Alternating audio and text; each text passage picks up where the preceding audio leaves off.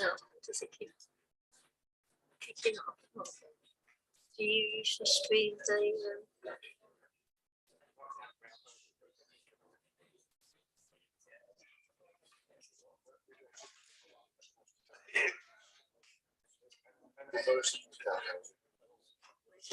where do you sit? Welcome. Can I welcome everyone to this meeting of Colne Town Council on Tuesday the 26th of May 2023, both in the chamber and online. So have we got any apologies? Yes, I've got apologies from Councillor Butterworth. Thank you. I need to inform you that we will be taking an emergency item at the end of the meeting. But for now, we will take item 5 on the agenda. We'll take that now. I can confirm that I have now got everyone's declarations of acceptance. Thank you. The next item is Chairman of the Council. Can I have a nomination, please, for that position?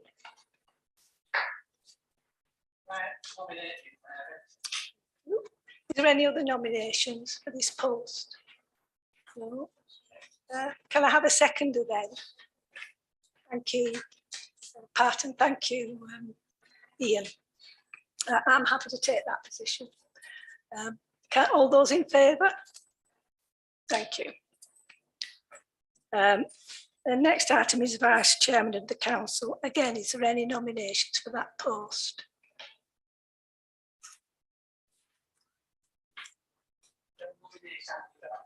Thank you. Any other nominations?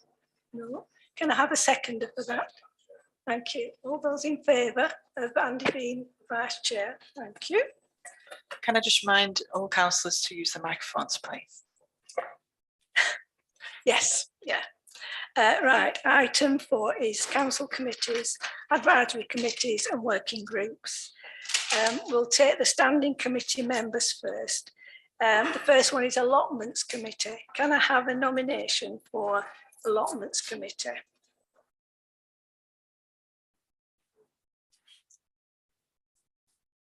Can I move Councillor Alice Mann?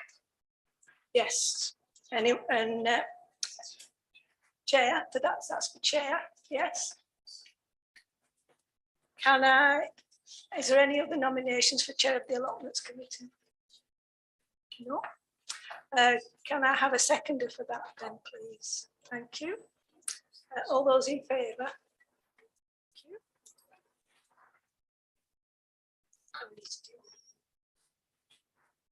Yeah, there's 5 members, so we've had 2, so we want 3 more members for this committee.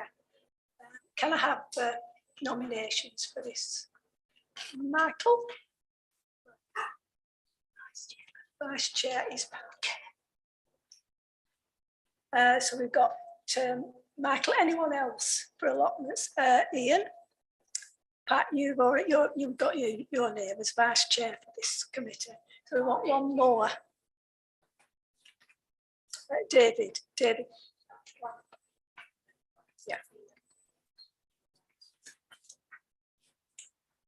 Can I have, yes. Can I have nominations for the Finance, Employment and Services Committee, please? Yeah, Chair. Can I nominate David Clegg for Chair of FBS, please? Thank you. Can I have a seconder for that, please? Can I second that, please? Yeah. We need another 5 members for this. So can I have, all right, Vice Chair. Can I have I'll move Brian Wildman. Any other nominations for Vice Chair? No. Can someone second it, please? I second it. Thank you. Right, all those in favour? Thank you.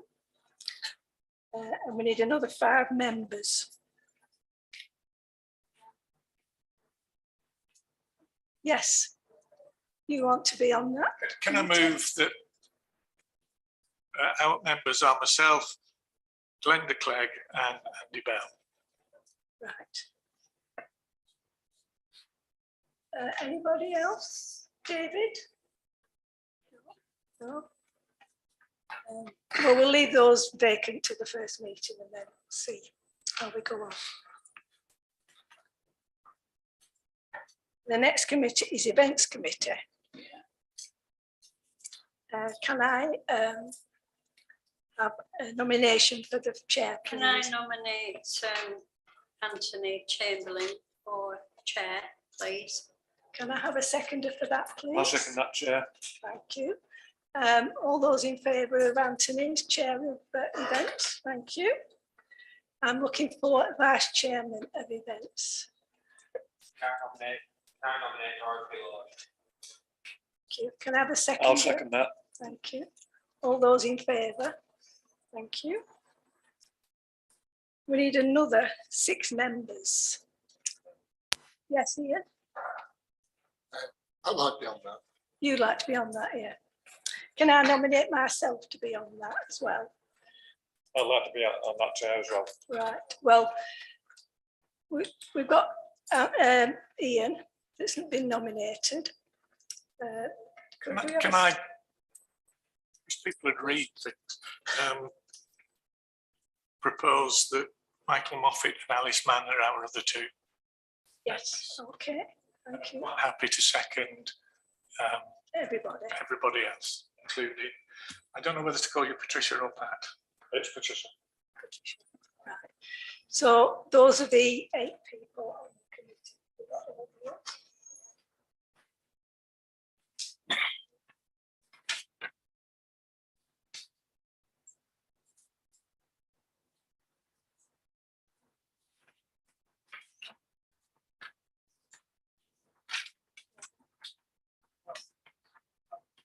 Howard. Yeah, so that's 8. Right. Thank you, that's all the standing committees done. Right, we've got advisory committee members now. First one is Colne Neighbourhood Plan Advisory Committee. Could I move Councillor Sarah Coleman Price as chair for that committee? Happy to serve. Thank you, Sarah. Can I have a seconder for that? Brian, thank you very much. Can I have a nomination for vice chair of this committee, please? Can I nominate Brian Wildman? Thank you. Can I have a seconder for that? Anthony, thank you. All those in favour? Thank you. So that's, we need another 4 members of that, I think, by the looks of it. Can I have some nominations? Oh, thank you, David. Brian? So the 3 members. Can I move myself, Councillor David Clamp and Councillor Reid? Second that, chair. Seconding that, yeah. Ian, I think. All those in favour to accept those members, thank you. Next one is the Blues. Just for clarity, can you confirm that you have included David in with that? Yes, we have. Yes, that's fine. Blues Festival Advisory Committee. Can I have a nomination for chair of that? Can I move yourself as chair and Alice Mann as vice chair? Everybody content with that? So will somebody second that, please? Yes, Patricia, for both of us. Yes. Yeah. Right. Yeah. All those in favour? So we need another 6 members. Anybody fancy it? I'd like to go on that chair. Patricia, thank you. Ian, thank you. Michael, thank you. Howard, would you go on?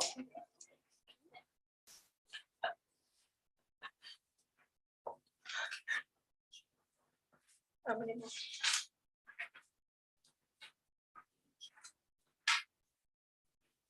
Two more. Andy, do you want to go on that?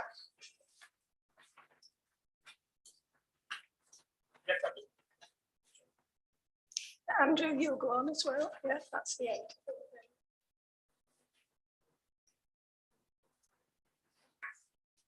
We do have Alkin Courts working group, but I don't think that's going to be meeting.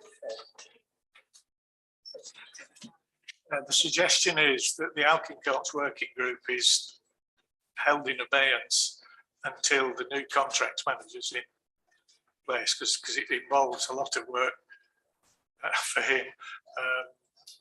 So I think we wait until, I was going to say bedded in, that's perhaps being a bit, but we leave it till see June, probably July, August to formally reappoint it. But no, that we will reappoint it later. Should we not find out who wants to be on the committee though now? No, I think we leave that till the time, Chair. Okay, are you happy with that?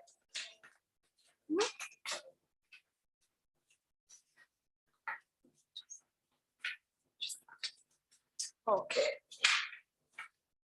Well, item 6, if we can go on to that, is declaration of interest. Has anybody got any declaration of interest that they want to declare on anything on this agenda?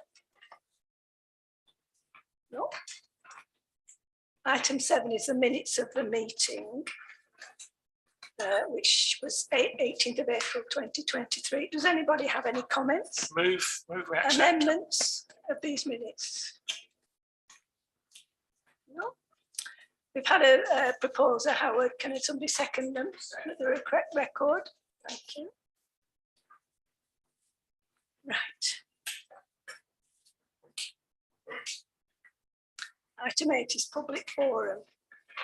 Consider questions, statements or petitions from members of the public who are welcome to the meeting, have a total collectively of 15 minutes to make their representations to the council.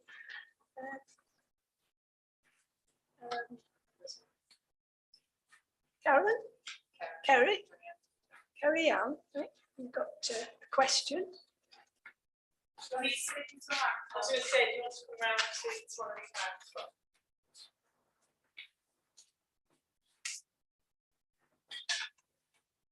That's it.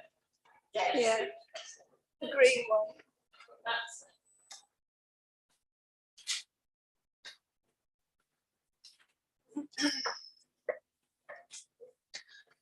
So my name's Kerry and I'm here to represent everybody in the special educational needs and disabilities community.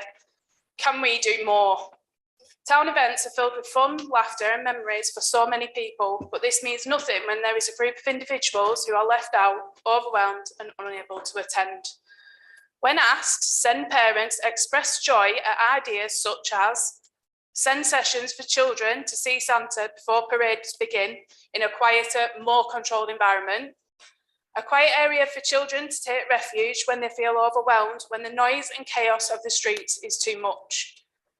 Spreading out stalls to make it more accessible for people with mobility issues, and a quieter hour when music is turned down.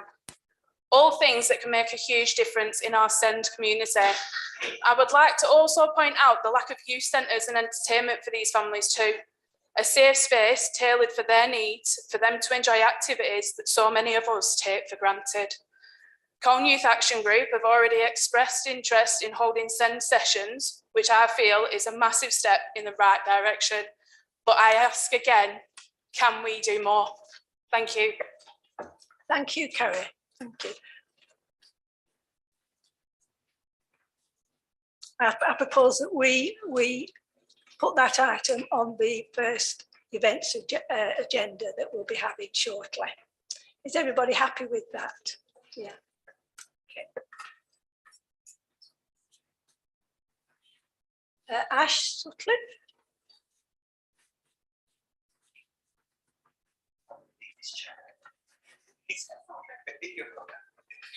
Good evening, councillors.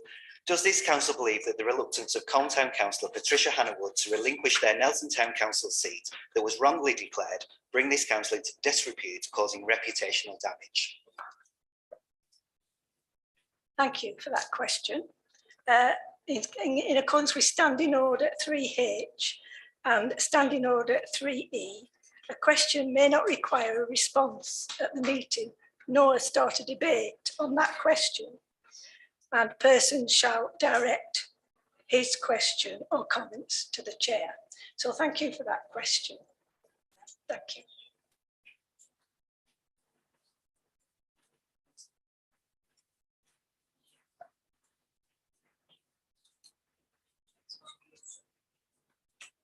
Kieran, want to speak?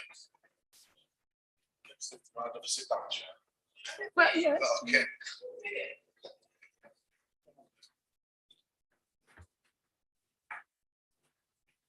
I don't have these things. Thank you, Chairman. Good evening, members. I've got two questions or statements, Chairman. The first one, you'll recall last year I came to speak in this chamber regards this, what we refer to in Colne as the secret garden. The first point is I've seen some Facebook pictures, and I know it's voluntary work. I'd like to thank Alice Mann for the work that she's done thus far up there, and ask that she passes those thanks on, because there has been a marked improvement since the last time I was up there. However, my question is, what are the plans that the council has to progress that and expedite it further? Historically, we had the Friends of Alkin Court, or a similar group, and there's many benefits to these charitable organisations. You can get funding, grants and cash in your pocket that the council can't do. And it seemed at the time that that was the correct route to take. I might be wrong, but I'd be interested in hearing, maybe perhaps from Alice, I don't know if Alice, you're the spokesperson, or for you, Chair, what we can do as a council to help the volunteers that are already putting their personal time into the wonderful project that is the Secret Garden. And is it the correct path to reinstate a similar group, or the Friends of Alkin Courts, to enable sources of funding that can't come through yourself as chair and this committee, this council? So that's my first question. The other one's totally separate, so I don't know if you want to take them one at once. We'll take that one first, yeah. I mean, I've been up to the Secret Garden. I think since the pandemic, it's been quite harder to get volunteers that used to volunteer. There seems to not be as many volunteers about, but yeah, we do need a group that would do. It has always been the intention to open the group of Friends of Alkin Courts for volunteers to work on the park, for anyone who wants to be involved. I know we have in the grounds maintenance contracts for this year, there is an element of them putting aside certain works for volunteers for projects for volunteers to do, and to work with volunteers to complete certain projects. So it is something that obviously we are looking at. Hopefully we do want to promote the volunteer group more and get more people involved. Hopefully we will do that. Okay. Alice, you want to? At the moment, we've got 6 volunteers, which is fantastic. Every week, we go up on a Monday at around about 2:15, and I post that I have a volunteer group going there and doing work on the beds. And I must admit, Janet, Bill, Jenny, Carol and Sam have done an amazing job. I'm really pleased, but we do need more volunteers, and that is our problem. Everybody has problems getting volunteers at this present moment in time, but we're working on it. We met the gardener, Andy, on Monday, who've been mowing the lawn and edging. So the project is going forward, and yes, we'd like to formalise the group, which we will do in the course of time. Thank you. Are you satisfied with that or not satisfied? Yeah, thank you, Chair. I was conscious of the 15 minutes. I won't take up much further time. I do just a last point on that. I think it was Councillor Clamp mentioned the charitable organisation, something house at the bottom of the hill. Elisha, they concreted all over and desecrated, inadvertently by mistake, I'm sure, some of the stonework. So not for today because I'm taking too much time up, but perhaps next time I'll come and ask a question on what we can do to make repairs to the historic walls, because I understand that was a severe issue as well. And when I was up there, it was an absolute mess last weekend. Yes, David. Yeah, I'm not aware of Elisha House doing anything like that. When we took the ivy off the wall, people who had used the limestone wall and put concrete on the top were Pendle Council. It had nothing to do with Elisha House. It had been done over a number of years. Pendle Council were also responsible by getting a commission and a report, and the person of the commission put the mug at the back of the stone wall, which caused it to become unsafe. So all of the problems that were caused when Elisha House and the gardeners and myself were doing it were not caused by any of us. They were caused by Pendle Council having done got advice. I'm not saying they did it off the wrong path, but they had got advice, which turned out not to be correct. I've got Dorothy wanted to say something, and then Alice, and then Sarah. What is the question here? So I'll just to clarify, I'm happy to stand corrected. Perhaps my memory is fraught, but last time I asked the question, I did, from memory, think that I'll rescind any portion of blame to Elisha's house. It wasn't my intention. I'll have to watch the video back on YouTube. I did think I heard that a lot of guys had gone and pointed and concreted. I'm happy to be wrong and stand corrected. Absolutely no problem there. So happy to move on from that one. But what was the question? It was about it was around the volunteering and what this council can do to assist Alice and the Corps of Volunteers. So I think that one's been answered. If we can move on. Thank you though, for the interaction. Second one, Chairman. I recall 2 years ago when I became a borough councillor, we had training on the 7 principles of public life, also known as the Nolan principles. Question to you, Chairman, is what training, if any, will this chamber undertake, and how will you enforce them? Because similarly to the question which was rebutted that Ash made, the principles are selflessness, integrity, objectivity, accountability, openness, honesty, and leadership. And the councillor sat to my right has breached nearly every one of those with the recent happenings at Nelson Town Council. It's an absolute disgrace of an affair that the public and their will hasn't been enacted. And I do feel that this person should stand down from that role immediately whilst you're on camera, if you so wish. I'm allowed to make a statement. It is in the Constitution, to be fair. That's what I'm doing. To do with this council. I'm allowed to make a statement. It doesn't say what I can and can't say, to be fair.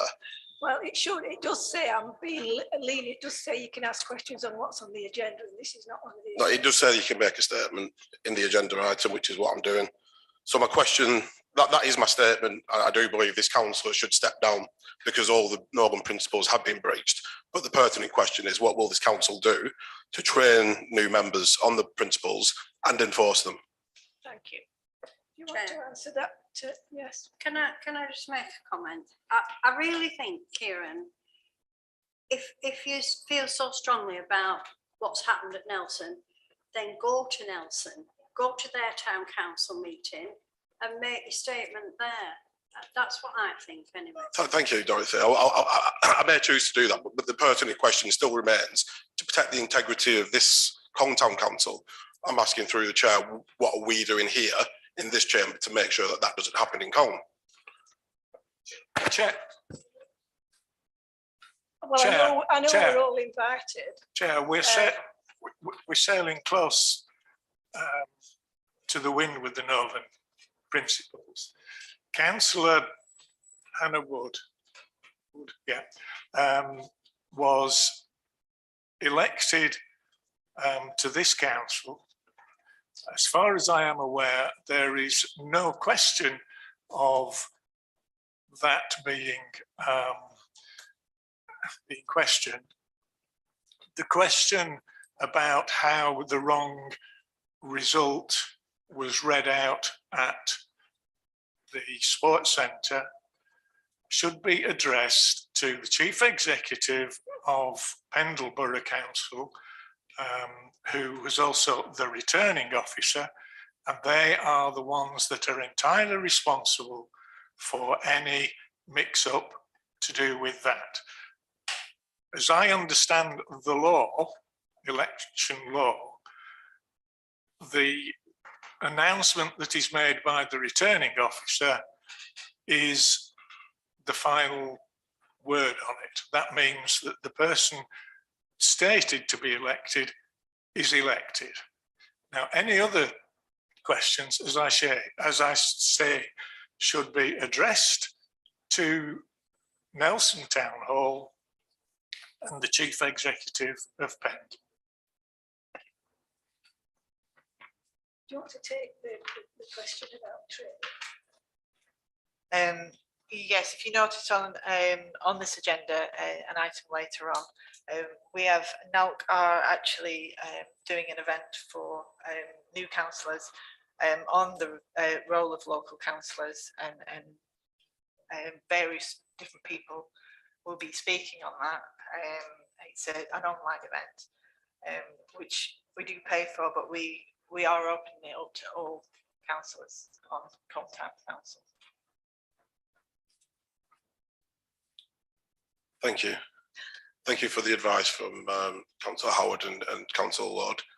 It was a question with a statement. I'm pleased to hear that Combe Town Council will do things right, and I'm hopeful but optimistic that Nelson might do the right thing.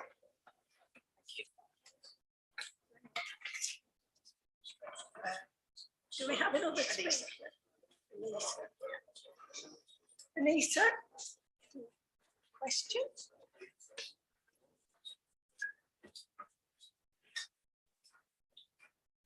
So I've got quite a few questions, so I will whiz through them. Yeah, time's nearly up. I was just going to say I'll whiz through them, and then you can respond via email if you want after, if that's okay. So good evening, everybody, and thank you for allowing me to speak. So the first question I've got was, would the council consider opening the town hall maybe 1 to 2 days per week? As you all know, there's a lack of toilets in the town, and I really think that'll help the issue around toilet provision. Perhaps we could look at opening the front doors and locking the office doors where we don't want the public to access, and maybe have a rota of volunteers and staff to man the front desk downstairs. And we could perhaps put some information boards up for people to look at and learn about the history and the heritage of the building and what it means to be in the town hall.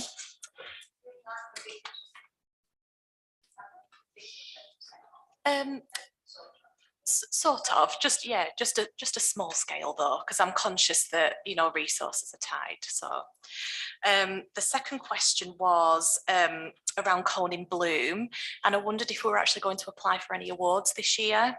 I meet with Blackburn and Burnley bids regularly, who go to the awards every year, and it'd be really lovely to see Colne back at the Colne in Bloom Awards. The third question I have was regarding events, and Kerry's touched on events from a SEND perspective. The reason I wanted to bring up events this evening was around sort of spreading it out a little bit more, and again working with the councillors to volunteer at events and maybe have quite a number of activities throughout the town rather than all up at the top. So we've got St John's Church, St Bartholomew's, that have all got outdoor space and indoor space to utilise, and maybe some other little pockets around the town as well. The fourth question was around events again, and do all events need to have sort of a similar blueprint? Could we look at, again, opening the town hall and having an archive and heritage day, open it up and have like a visitor day for people to learn about the town hall? I know Jeff Cranby's actually done some tours of the town hall whenever we've got an event on, but I just wonder if we could have a specific day dedicated to archives and history about Colne. and the town hall. And the final question, I'm so sorry, was around Treasure Our Town and reinstating Treasure Our Town. And the reason I bring this up is because the bid has an objective which is around pride in our town and pride of place. And we have recently paid for some street cleaning. You might have seen the pavements just outside the town hall is looking nice and fresh. And we are working with Alicia House, who are painting the bollards for us and freshening them up. And I just wondered if CTC could do a little bit more around Treasure Our Town for Widercombe. Thank you. Right. Can we move on to the finances now? It's item 9. Right. So first of all, item 9A, which is the ones over £1,000. Is there anything you want to say about that, anyone? Yes, David. Few questions, if I may. We've got a lot of items which just say entertainment Easter egg code. So I know there's lots of people we paid and everything, but are they all individual payments to the various people who provided things? Should we have their names on them like we pay other businesses, for example? So there's several of those up near the top of the list there. I can leave that one with you. About an inch down from the top, and we paid for upgrading radiators at Primis. Tell me why we needed to do this. Because the heating system wasn't working, Right. basically. Okay, we could turn the heating down for sure. Well, we were getting complaints that it was cold. It's not cold in here. though, Unlike is this it? building, for sure. One thing I've noticed from the finances, by the way, is that we spend the same amount on Primet as we do on events. In fact, we actually spend more because we make less income off it. So when we talk about events and the people who wanted to put lots more events on, a variety of events, you know, we've got to really look at these numbers, as we did as part of the budgeting exercise last time round, and say, do we really have our priorities right here? We're spending £48,000 on Primet Community Centre. You know, obviously it's well out of the range of the old volunteer group who disbanded and disappeared. So, you know, we've now got a facility which, you know, we need to sweat it a bit more.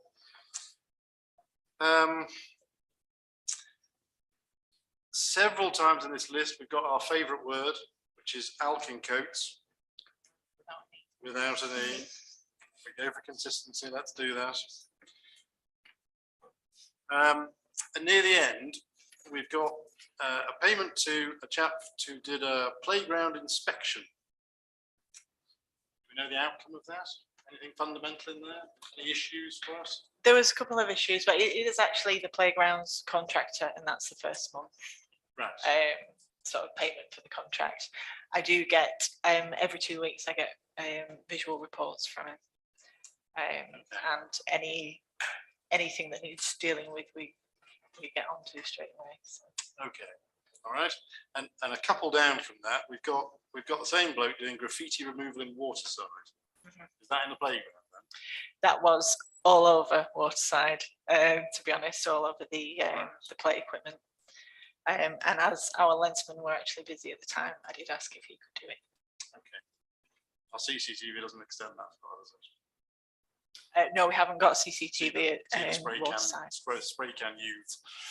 Okay, that's all I've got. Thank you. Thank you. Not to the issue, some of the things you can put them on at FES, can't you, if you want to delve deep to it. I'm not on it. Oh. No. Chair, well, there's the answer. Well, you wanted to stop the Tories, so you've stopped the Tories helping, I'm afraid.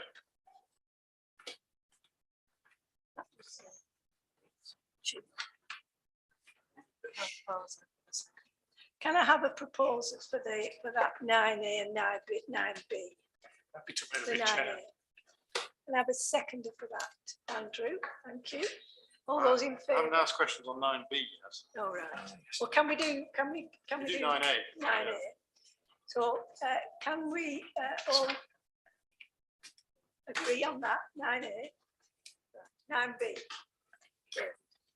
Okay, so not many on this one, just to kick off with. So I noticed we've changed the budget slightly, so we've taken some money off Alton Coates Park and we've given it to benches by the look of it. Yes, this was in the environment that was agreed at FES to cover the grounds maintenance contract. Because initially, because it was very near budget time when the grounds maintenance actually got issued, and we actually chose who it was going to be. So initially, just to cover the amount, I increased all the budget headings by the percentage they needed to increase. Obviously knowing that they may not be in the correct pots.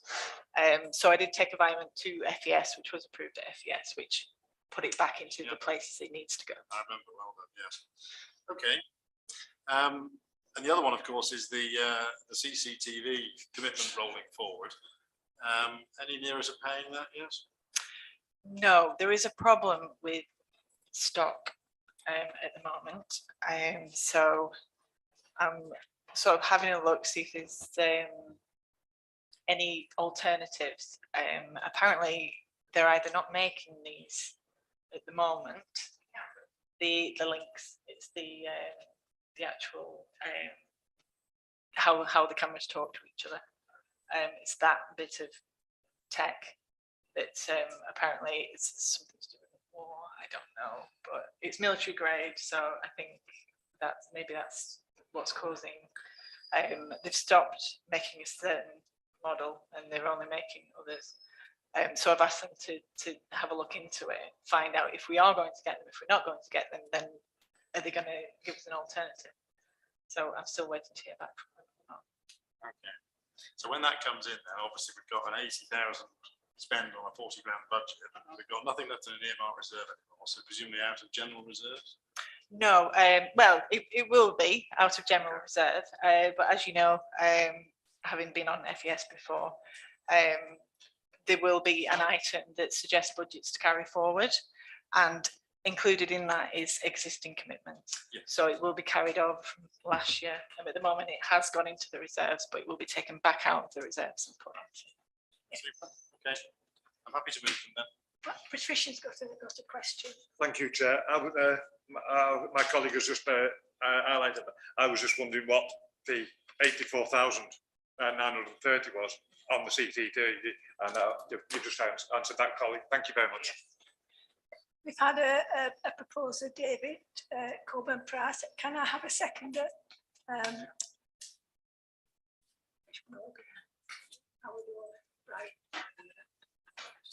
All those in favour? Thank you. I feel really sad, and I've never heard anybody in a council meeting say we're not going to help. I feel really sad about that. Whatever happens, That was your. You're not allowed your to bring. campaign. Your election lead. That is Listen, your You're campaign. not allowed to. That is bring your in- campaign. Remember that. You're not allowed. to That is bring your those in. campaign. Take it That or was leave all it. your campaign. Take it or leave it. That's Well, what you I did had- to this I had town. discussions with David about this, and it was a case of you lot didn't write it. You didn't write it apparently, But to Your say, Right. campaign. but now Are you you've proud of that you've got to campaign? do things. don't shout, Chairman, Sarah. do you want? Don't Yeah. shout. It's not becoming. I don't think that campaign is very becoming. Work though. It did work, so you'll be very busy then, won't you?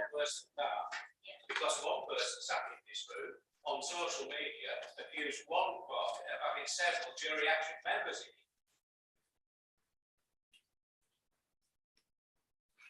Can we move on to 9C, please? That's the annual return for the finance. Can we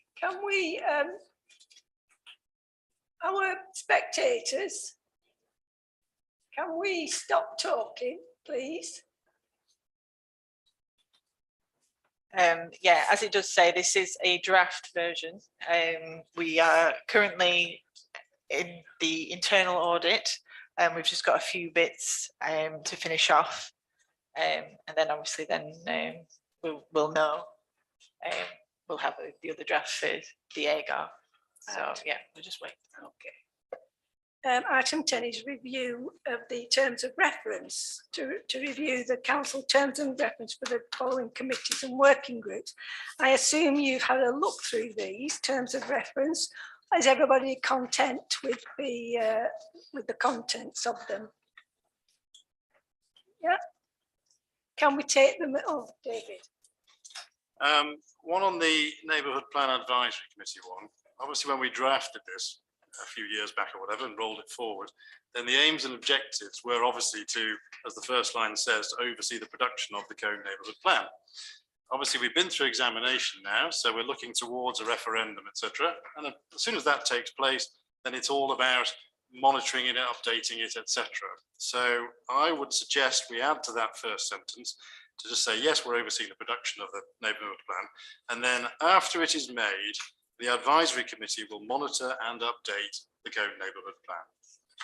Nice simple addition and keeps its life going as we as a council are required to do.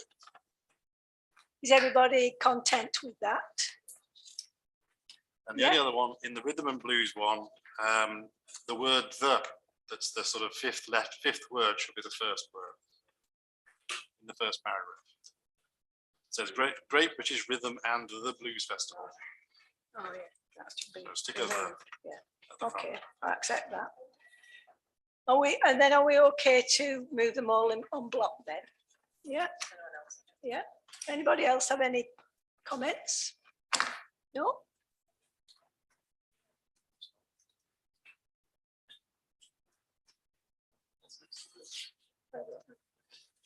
So yes. What then is the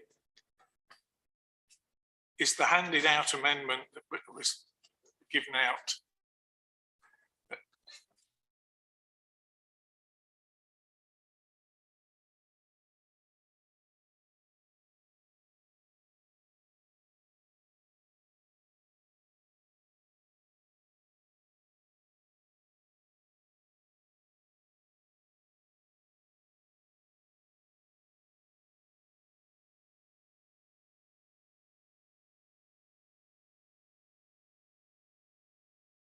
To the neighbourhood plan and the blues festival, I accept those amendments.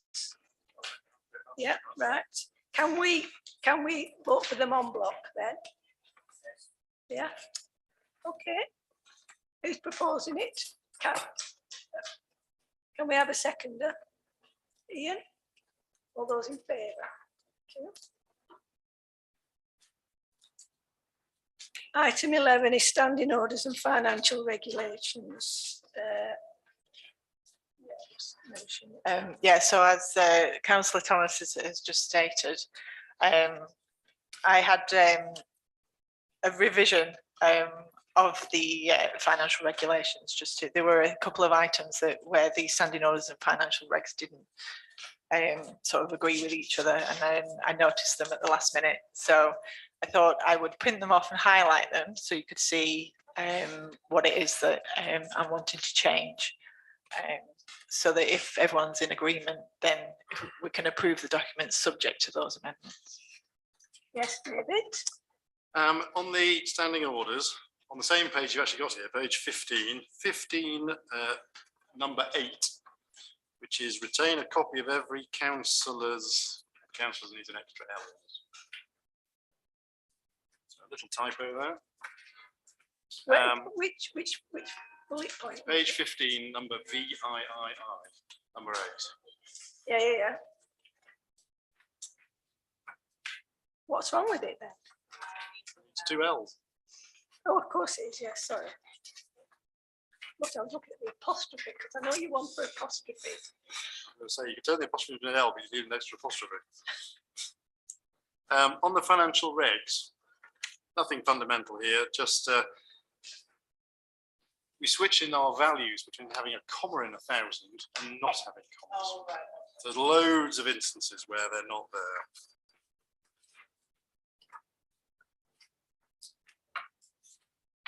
Are you okay with that? Yeah. Apart from that, are we okay to? Fine with me, yep. Can anybody propose them then? David? Yes, Chairman. Most of these amendments to the financial regs do come about because of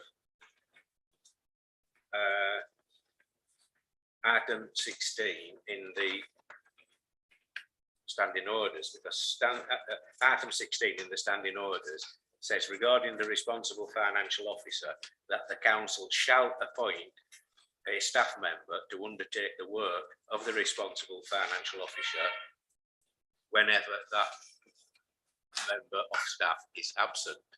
And look, when we look through the standing orders and the financial regs, they didn't sort of comply, they didn't marry up with one another. So basically, most of the ones on the financial regs that are outlined in yellow that Gina's done are to bring that up to some sort of conformity. And most of the other yellow ones on the financial regs, well, the rest of them actually are to do with, we did have an allotments officer who is no longer in post and has gone. The new officer will be a contracts officer, so it's a name change from allotments officer to contracts officer. But it is something we need to do, because obviously we've got to be in a position where if it ever arose that Gina was off work, the establishment has got to be able to carry on. We've got to be able to make payments for things, and it's just to tidy that up. And everyone on FES knew we were going to have to do this, because for the last couple of FES meetings, it's actually been mentioned that they need sorting out. Councillor David Clegg's proposed that. Can I have a seconder then? Second. Andrew? All those in favour? Thank you. Items 12, the training event for councillors, which we've already touched on. So I would encourage all councillors to go on this course. We have got it in the budget as training, so I would urge you to do that. Do you want to? Chairman, there is enough money in the budget to do this training. So can I formally move that we invite all 17 of the members to go on this training course if they so wish? I believe it's on a Wednesday, and I think it's from 12 noon to 1:15, and it's online. Am I right? I think it's Wednesday the 26th of July, I think. But if anyone wants to go, you feel free to go on it and book.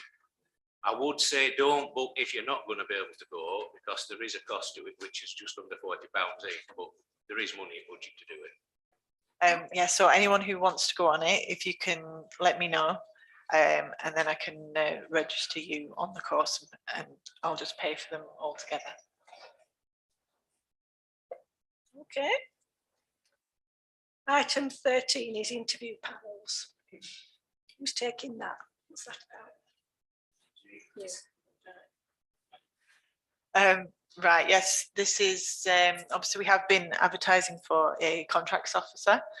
The deadline was a week on Friday, so we are doing the shortlisting, and then obviously now that we know who's on the FES committee, we've always said it's usually 2 members of the FES committee to be on the interview panel, as well as myself. So I'm just looking for volunteers to be on that interview panel. Chairman, for the contracts officer, can I volunteer myself and Councillor Brian Wildman? Brian, are you happy to be there? Do you want if someone can't turn up, sort of an extra? Well, you know who's on the yes, so we just have to choose somebody if one of them can't come. Yeah. Okay. Everybody happy with that? Yeah. Item 14 is Treasure Our Town. To determine which members of the council would like to be part of this initiative and to decide the dates, times and frequency of meetings. Obviously, with the change of councillors, I just wanted to know now who wants to be a part of the project. Right. Ian, Patricia, Alice, Michael, Dorothy, I mean, I'll get involved if it's a time when, is it, what time, is it, do we have to set the time now, do you think?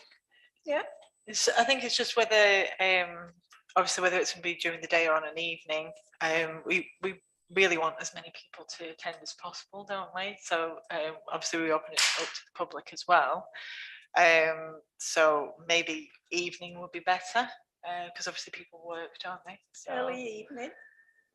Early evening, would that be a problem for you, Alice, or Michael? I'm just wondering whether a Saturday morning or afternoon might Yeah, be better. weekend would be okay. Weekend. Yeah. It depends how often we're planning to do them. Are we planning monthly or half-termly? What were they previously? I think it was 4 times, but I think monthly, might. It was every single month before full council from April to end of September. Okay. Right. So if we're saying, I don't know, are we going for evenings or weekend then? What do people think? Ian? Thank you, Chair. I think Saturday mornings would make it more accessible to members of the council who are working. You know, us geriatrics are okay, you know, because we've got plenty of time. But the young whippersnappers, you know. Right. Yes, Brian?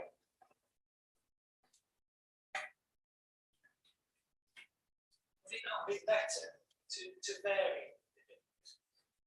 Some evening. I think is it Kaylee's advertised more for that volunteers, and I'm not sure whether she got any volunteers, you know, from the general public. We did a social media campaign to try and raise some interest.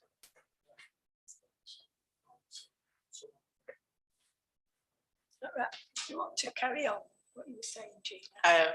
Yeah, so we did try and draw up some interest. I'm not sure how many people we got from that. Can everybody else put the microphone on unless you're speaking? David, Dot, anybody else got the microphone still on? No? Pick up for Pendle will come if we, I do feel that people are creatures of habit. So, you know, if we choose the second Thursday of every month or whatever, then it's known that that's the, or the first Saturday of whatever, it's then known that that's the time and people know, and you can build some understanding around it. Okay. Yes, Dot. Well, that sort of throws my idea out a bit, because I was thinking, could you have 2 in a month, one at the weekend and one at an afternoon or evening? Or would that be too much?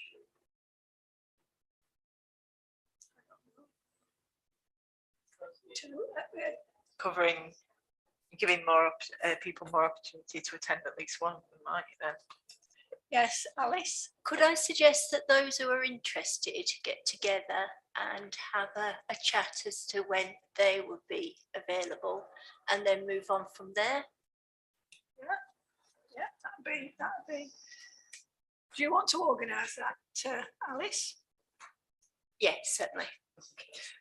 Obviously, So- the sooner we know, the better, so we can put it on social media. So we've got somebody suggesting Saturday mornings for some of them, and maybe an evening as well, or, you know, one at Saturday morning. But I think like, Sarah's right. If we have a date that you know, if it's every Saturday morning, second Saturday in the month, then people will get to know about that. Yeah, I think you're right there. Yes. Did we agree that the nice lady in the office would come with? I'm not sure if she would be able to if it was on a weekend. Exactly, so then we need to find that out. I just think honestly, the quickest way would be for you and her to sit down, choose a shed load of dates, send it out via social media, and we will say yes, no, yes, no, yes, no, yes, no. We'll pick the ones that look the best for the group, and then we share the hell out of it and ask, pick up the Pendle and loads of other people to come along. We can ask the Cone Bid to come along and, you know, get some momentum. That's what we need to do. Are we, do you think that's a good idea? Yeah, okay. We'll do that. Okay, so fingers crossed to be up and running soon. Item 15 is grant request for funding. It's from Pendle Artists. Yes, Can I move on this one that we do grant this funding and also we waiver the room charges as well, thank you. which is actually a bit more than what they're asking for, but it looks a bit silly to me, charging them for the use of a room and then giving them a grant. I think we should give them the grant that they're asking for, and we should also waiver the charges on the room, because it is going to bring people into town hall and it is going to make the town hall get used more, and I think we should waiver the charge as well, and I'll move. Thank you. Andrew? Can I second that, please? Yes, you can. Thank you. Any other comments? No? All those in favour?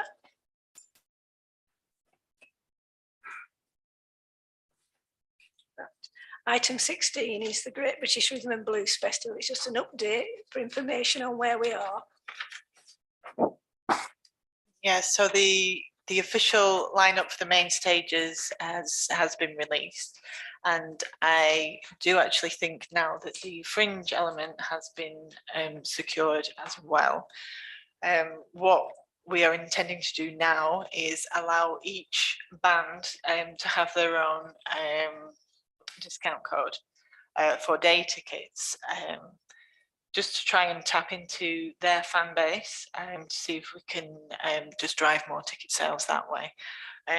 The ticket sales for full festival tickets is going quite well. It's the day tickets that are tending to be sticking. So we thought if we could do something like that, in fact it was Anissa's idea that she came up with, to tap into obviously their fan base and see if we can get more ticket sales that way. So that's one thing that we're on with at the moment. Currently we have actually sold 240 tickets, and we've sold 86 camping pictures, and that they are coming through every day. So two or three sort of, or like 5 a week, which is good. Scott Dawson are still keeping up with the advertising, and they're coming up with different things every week. I think that at the moment they're concentrating on the main stage performers and giving more information about them, and then they'll obviously move on to the fringe elements. So. And anybody, any questions? Yes, Pat.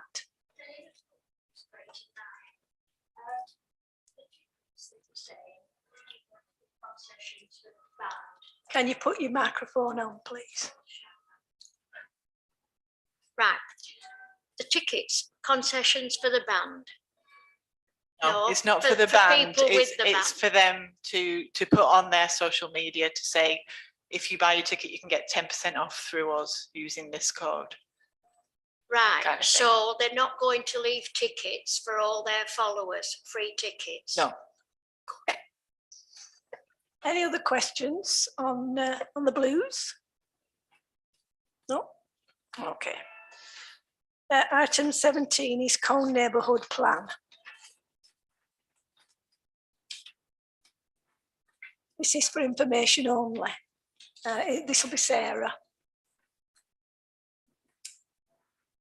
So I've written a press release that we have run past Michael Wellock and also Gina, because essentially the plan passed its examination almost entirely.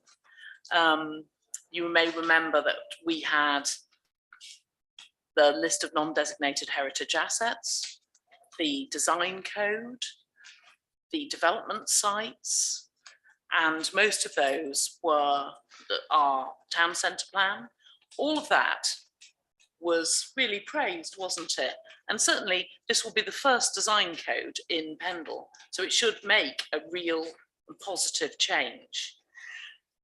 And if you remember too, Pendle Council were actively against 8 of our 21 local green spaces, and all of them, bar the upper row, well, all of them passed 3 tests. So in paragraph 102 of the National Planning Policy Framework, there were 3 tests, and the tests are that they mustn't be an extensive tract of land. That was where Pendle Council felt 8 of our local green spaces fell down. But we successfully argued that in fact, Colne is a big place, and there were other places that had much bigger areas of local green space. So that was agreed that all of our green spaces were not extensive tracts of land. The second test is demonstrably special. And you may remember we looked at some sites that even we didn't think were demonstrably special. We did our big report. We said, is it special? It's not really. It might have a bench. It's not that special. But all of the sites that we put forward were considered to be demonstrably special. So that's good. And then the final thing is, are they in close proximity to the communities they serve? Yes. Yes, all of our sites are in close proximity to the community it serves. So I do feel incredibly vindicated that having been told that we didn't have 21 local green spaces, we do in fact have 21 that passed the test. However, the sticky thing that's actually a little disappointing is that for those of you that were there during the day of the public hearing, Pendle Council argued that in the last few years, all the housing in Colne had been on green fields. And they claimed that only 1% of houses were not on green fields in the last few years. However, David did an analysis of this, and although it was too late to make a difference to the final decision of the examiner, that's not the case. That's not the case at all. You know, you look at Oak Street Mill, that's not on green fields. You actually look at Kieran and Anissa's estate, some of that is railway sidings. That's not wholly green fields. Some of it is, but some of it isn't. So there's quite a lot, in fact, and especially if you look at building conversions as well, where there have been completions in Colne that are not green fields. I do feel that that was a misrepresentation to the examiner. However, it is what it is, as Joe Cooney would have said. So what we have here is success for Colne, and what we must do now is campaign when it's gone through the exec. We must campaign for 6 weeks to get as many people as possible to vote in this referendum and pass this plan, because it's what be one of the biggest in the country and it will do a lot of good things for Colne. But I think we should go a little bit further. I've been thinking about it. If you look at the Upper Rough, which obviously has a planning application for 150 houses on it right now, if you look at it, it's the only piece of land in Pendle that's gone through 2 full public consultations. One of them was 13 weeks long, and it's had hundreds of responses supporting that. And also it has gone through independent examination, which no other piece of land in Pendle has gone through. And the independent examiner said it met all the criteria to be a local green space. So we have one sticking point where it didn't meet it, which is, could this piece of land outlast the lifetime of the plan? And the doubt that the examiner had was that Pendle Council said that 1% only of land was brownfield development. So that was the doubt that caused him to say, and I understand it, well, perhaps some of our sites aren't viable, although we do have expert ACON reports saying they are, and perhaps Pendle Council need this for housing. So I think we should challenge Pendle Council. I would love it if we, en masse, could go to the exec and explain that this is a unique thing. Obviously, in their local plan, they'll put all the things that are in the SLA in that local plan, and they'll consider them, won't they? But I might point out to you that the Lidget Triangle is in the SLA. It's exactly the same planning case as the Upper Rough. It's exactly the same. It's in the SLA. it's a local green space and it's been made a local green space by the examiner. So I think we should go to Pendle Council, and if you look at the final paragraph of this press release, it says, the Town Council urges Pendle Council, I haven't released this by the way, this is for us to discuss now.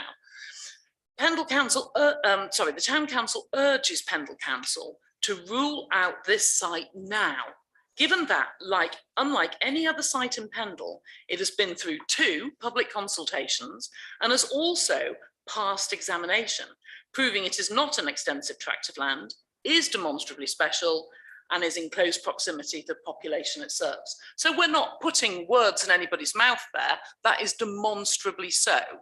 And I think that we should ask Pendle Council to make that as a separate resolution alongside adopting the changes that the examiner makes. Because the examiner wrote in his report, if Pendle Council don't need it, I will make it a local green space. So I don't know what the rest of you think about that. That was my one disappointment, really. It's a big one, but it was my one disappointment with the examiner's report. But I think that this potentially is a way forward. So open for discussion. Yes, Brian.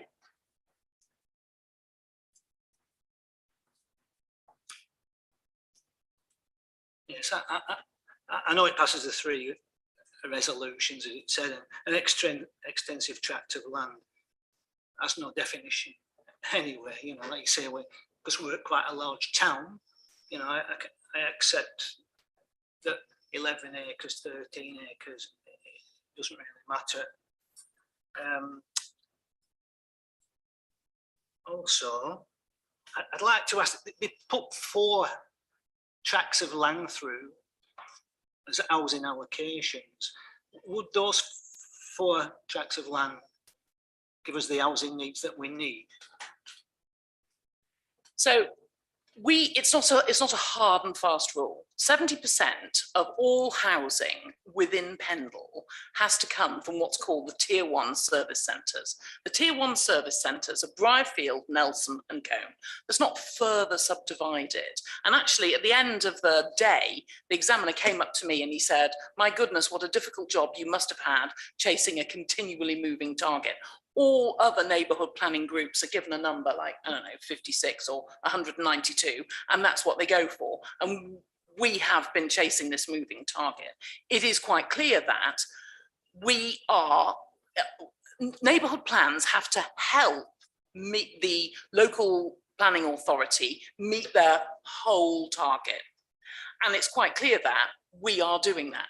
Plus, we also have windfall sites continually coming forward. You know, it might be a house in a garden, it might be the 10 flats that are going to go over the market. That's a windfall site that nobody's put in any plan anywhere, and that is continually happening.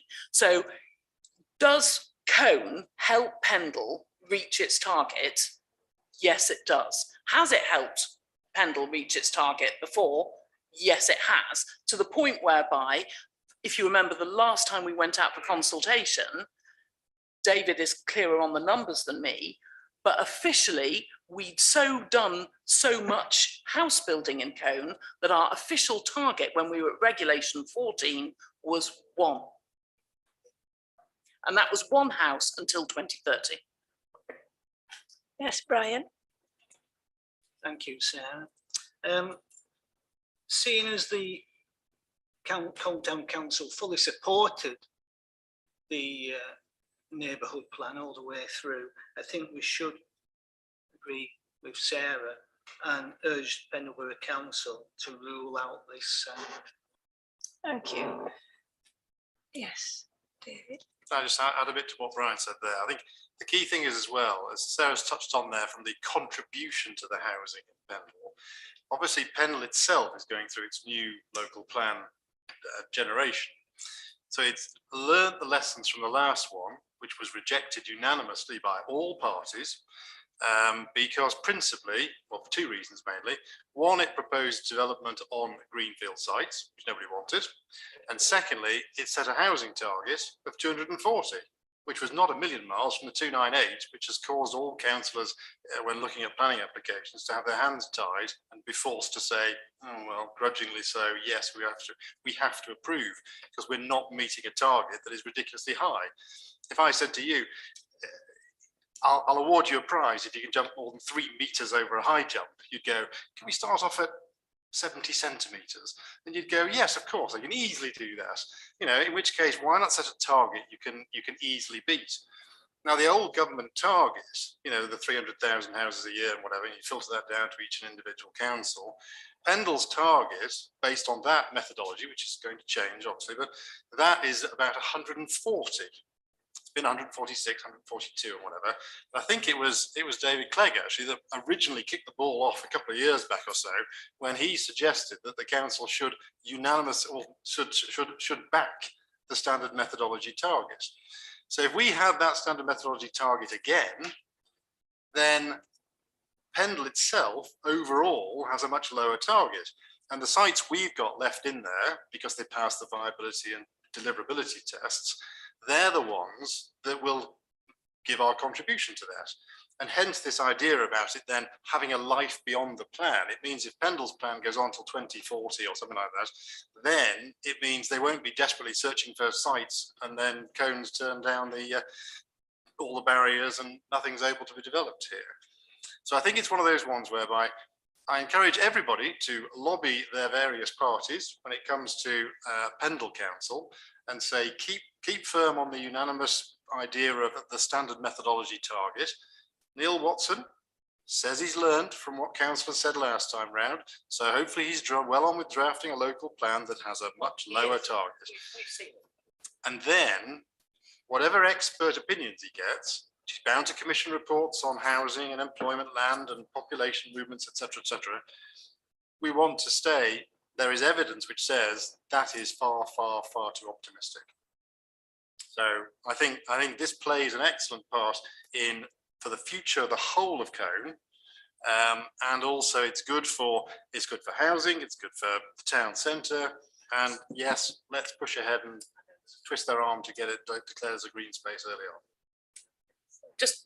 Just briefly, for those of you that are new, obviously there was a lot of discussion about things not being viable, but a lot of the cost that developers bear is overcoming NIMBYs and having to do reports where there's people who are against the application. It costs them hundreds of thousands of pounds. What neighbourhood plans do is they remove that element. So we have consulted on our development sites, received largely support from all kinds of bodies, from the Green Party to just random people who actually live next to it and say it's going to be annoying while it's being built, but I'll live with it because it'll be better in the end. So we've received support largely from the community for our development sites. And interestingly, and rather frustratingly, the day after the public hearing, not one, not two, but 3 developers contacted me saying, now your plan is underway, our firm is really interested in all the regeneration sites that you've put forward.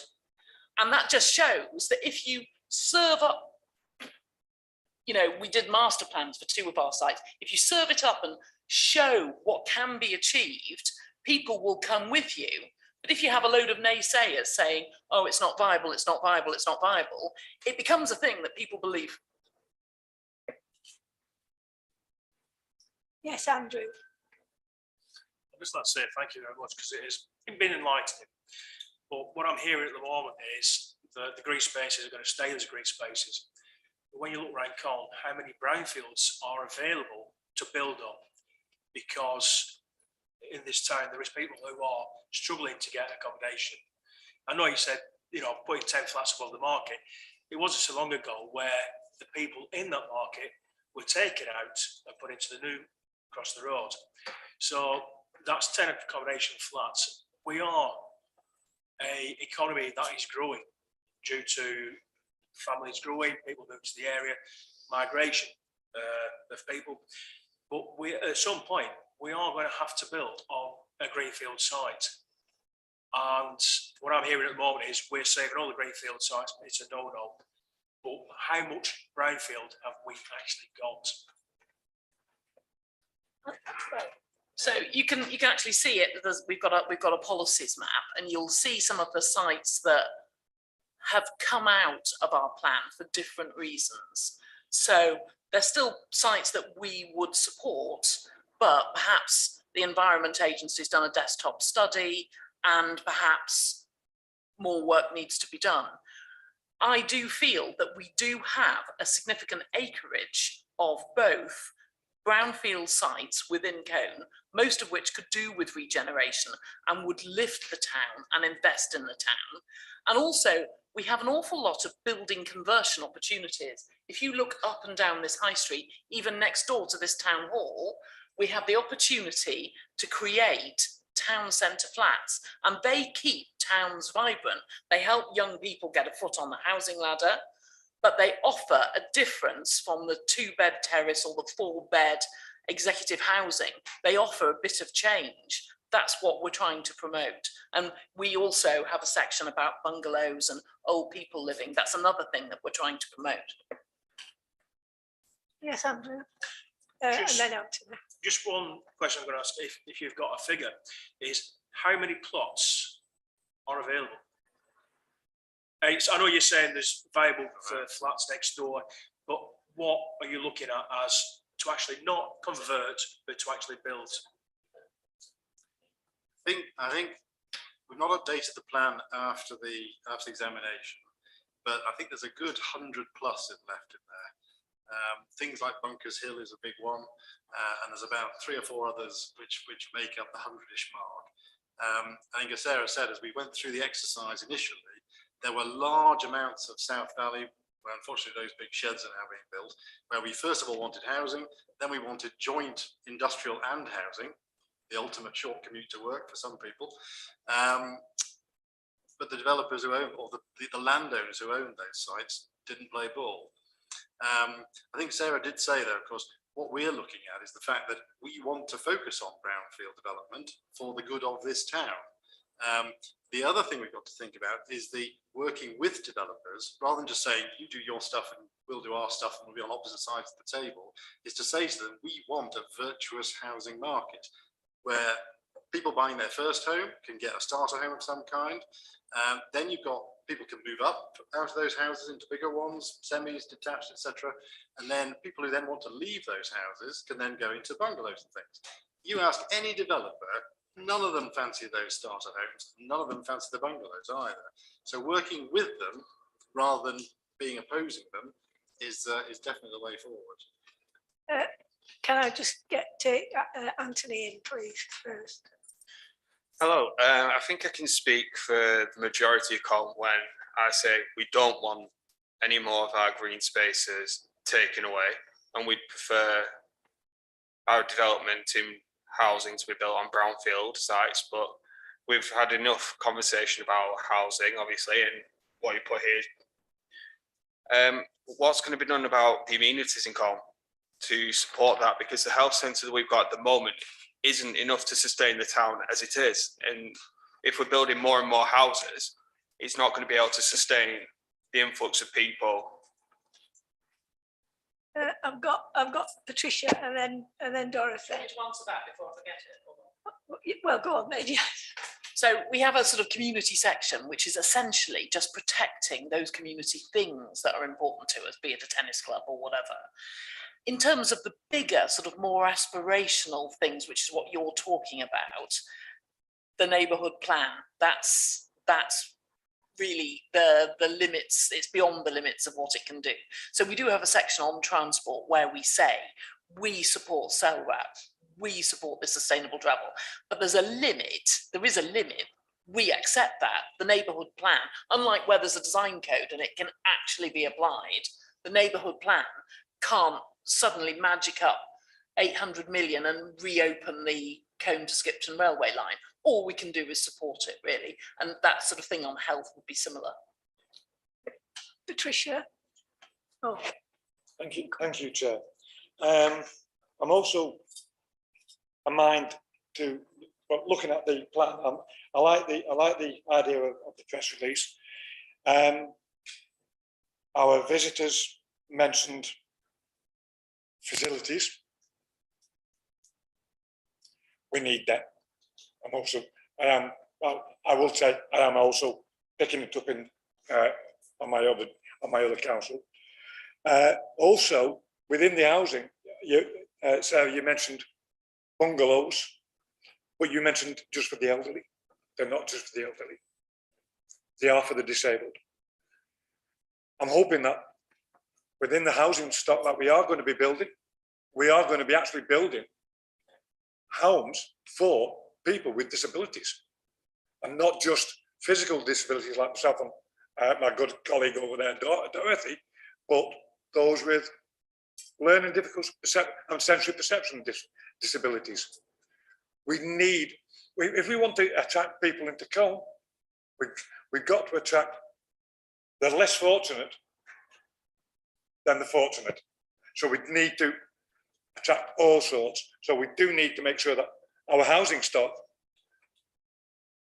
matches the people that we've got coming in, or the people that already live here. So we need that. And as I say, we have the rhythm and blues every year, and people are struggling to find toilets. I know we put Portaloos out. They're not fit for purpose half the time. I'm sorry, but we need proper toilets. Thank you, Chair. Thank you. Who we got now? Dot, and then Ian, and then Andrew.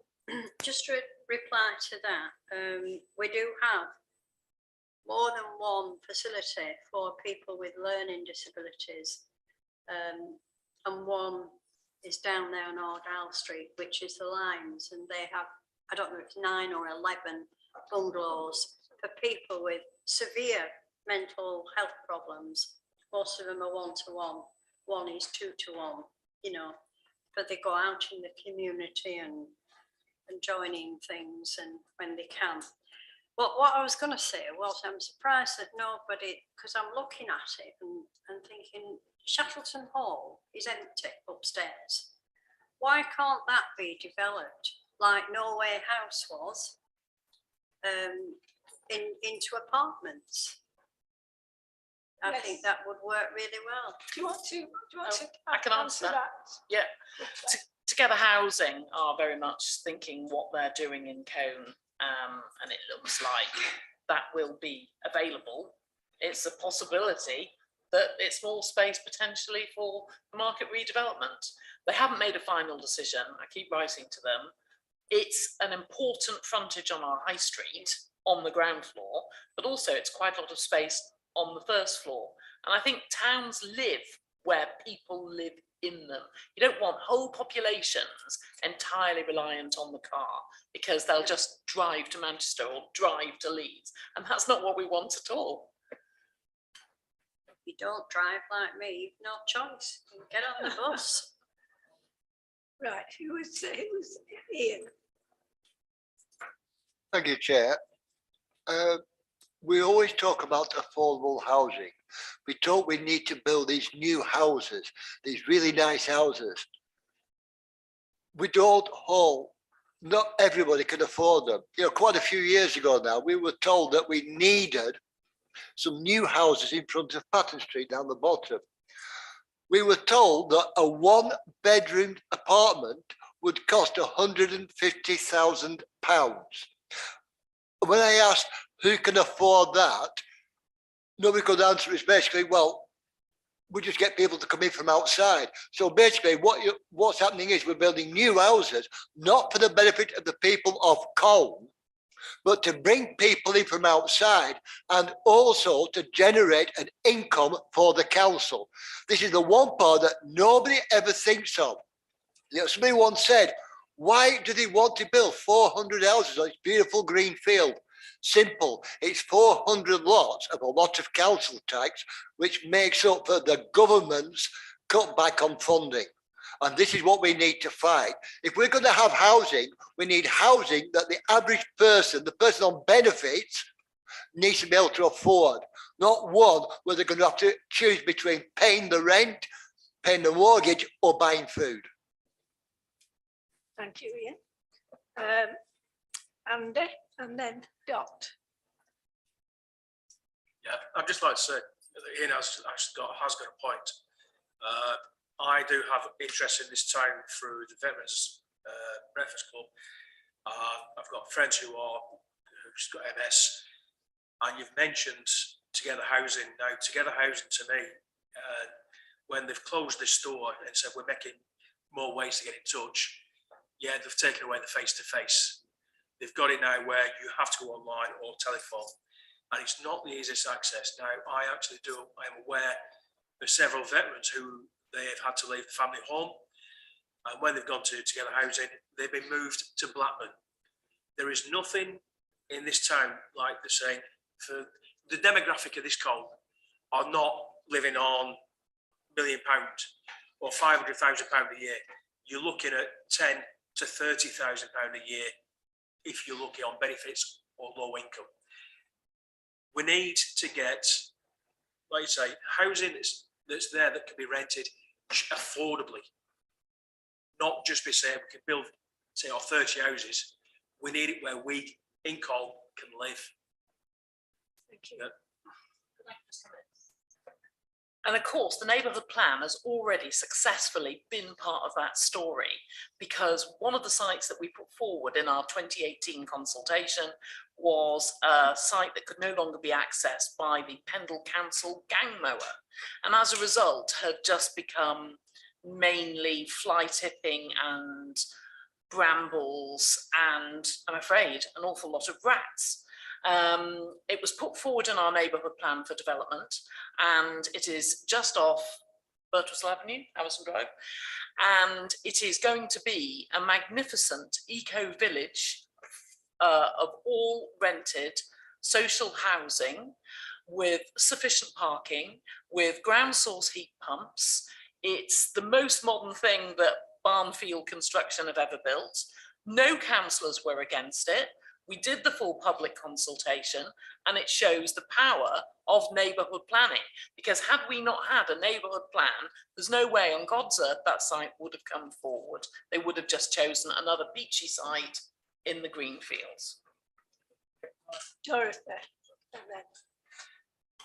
Just to throw this in, on my street yesterday, there was an estate agent going in a house across from me to see if it's empty and it's going up for rent again, just to see that the carpets were down and they'd painted everything. And I got chatting to him, and he was from Pendle Hill Estate Agents at Reedley, but I think he came from Clitheroe, and he'd never been to Colne before. And he said, I'm amazed at all these terraced houses and how nice they look and how well kept they are. I know they don't all well kept, but I thought that was really nice that he'd never been and he'd said that. So that was a nice compliment for Colne. Yeah. So, I mean, it seems to be that the feeling in the room is that, you know, we welcome housing in Colne, but it's got to be affordable, got to be rental and to buy, but not too expensive. Yeah. I disagree, Mary. I think there needs to be a mix. We need to have some affordable housing. We need to have some disabled, enabled, elderly housing, because that's where our demographic is going. And we also need to have some really aspirational housing, because, yeah, we need some people sort of paying large amounts of council tax that are actually funding loads of the things that are happening in the borough. We just need a mix. Well, I suppose we'd be talking about those bungalows on Bright Street, that kind of thing, you know, sort of where there's a warden and so forth. I suppose you could say it would also be the Hartley Homes as well. You don't need wardens on unless they've got additional needs. Look at Peterborough. So, you know, we've got a waiting list in the hundreds and there's no warden. We need a mix, but I think left to the market, this is the point, the neighbourhood plan takes that power in a way and funnels it and channels it. If you leave it to the market, you get the same house over and over and over again, which is a 4-bed detached with a garage on an identikit estate. And that, from the very, very beginning of the neighbourhood plan, the very, very first meeting, was the thing that everybody round the table said, that's not what we want more of for Colne. We want more housing that's more like Colne, that replicates Colne and is for Coners. And that is what we have, to some extent, even though the plan's not been made, already partially achieved. I think that's what everybody's been saying, that they want housing that your average corner can afford.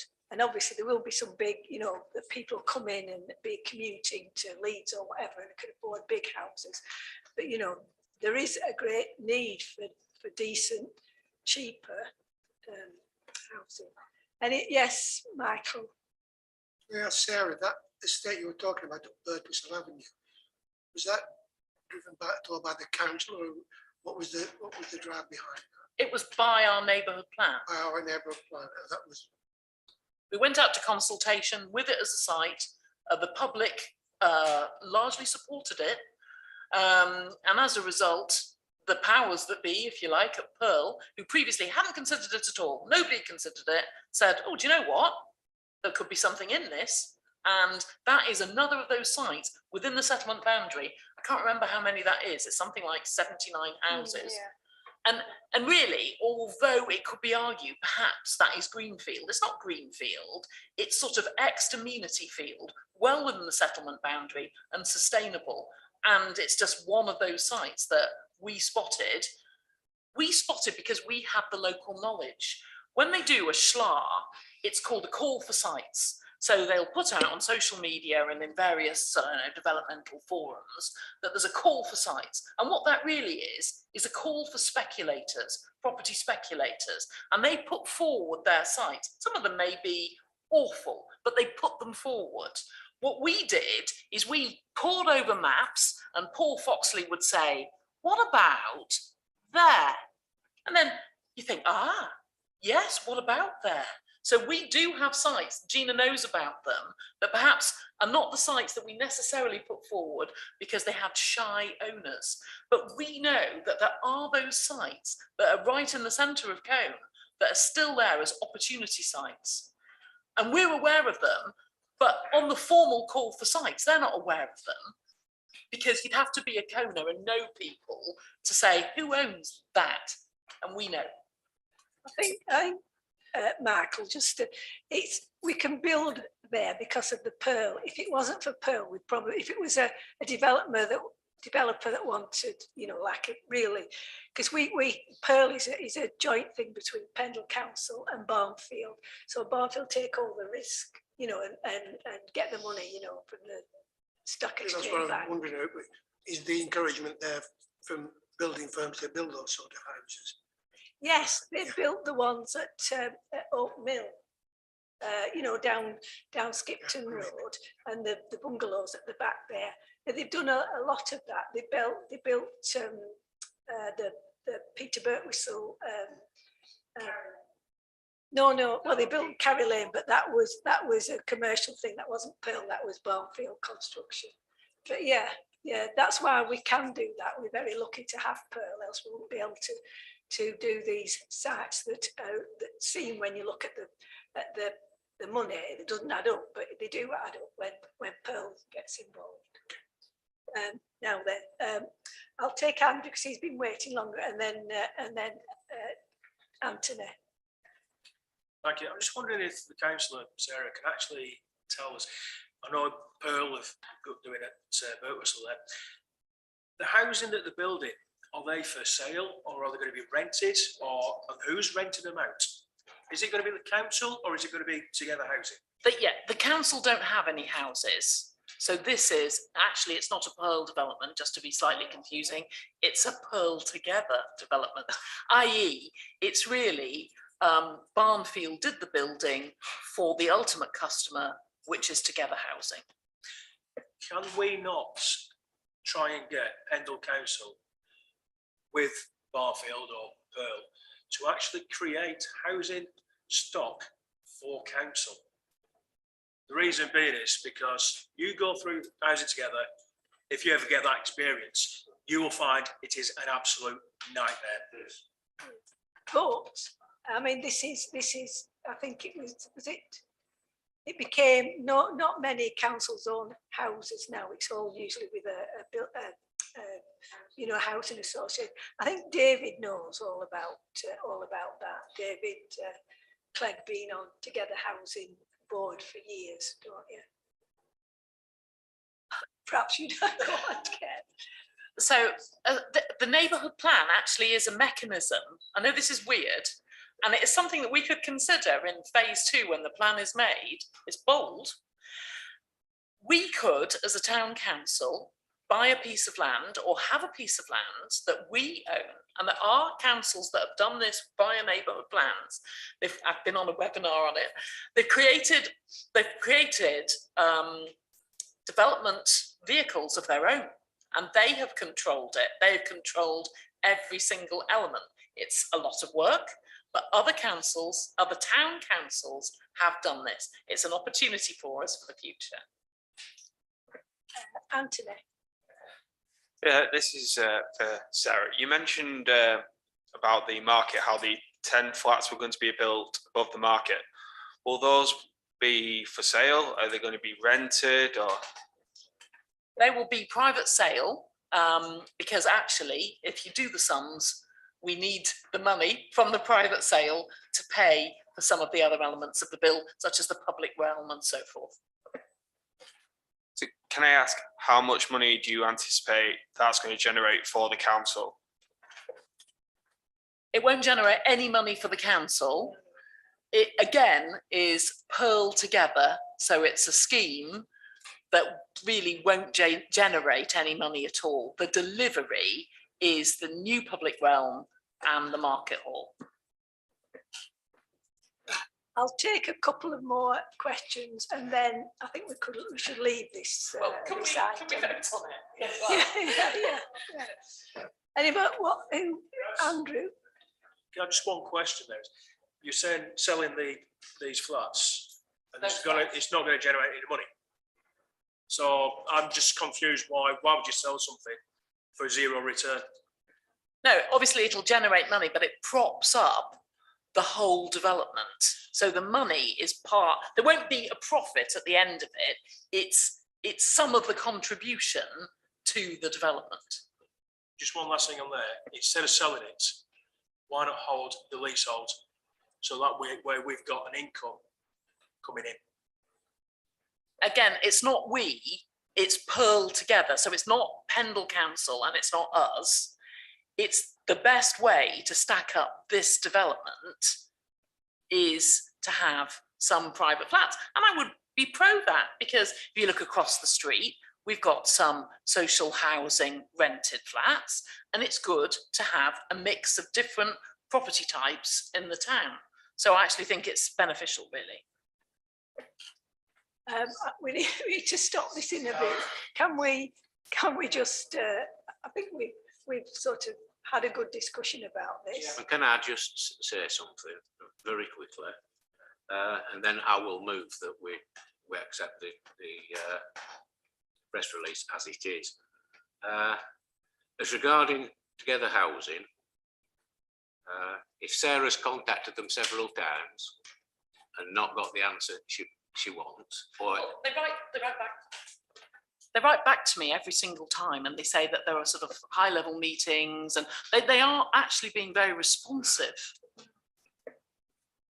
well, I do know most of the staff there quite well, and if Sarah wants to contact me at some point, I will make sure with her that she is actually talking to the right people who might be able to give you more information. That is one thing.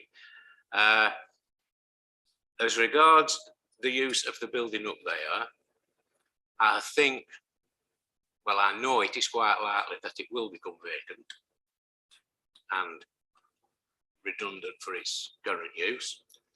The main reason for that is, and I don't blame Together Housing at all for doing it, and it originated just before the lockdown, and they had an office staff there with reception, people on reception desk all the time, and it dwindled and dwindled, did the footfall going through the door rather than people ringing up or emailing them. So they had about 6 customers a day going through the door. And it's a little bit like why banks have closed. It's because nobody ever goes to the bank anymore. And it's sort of that sort of saga.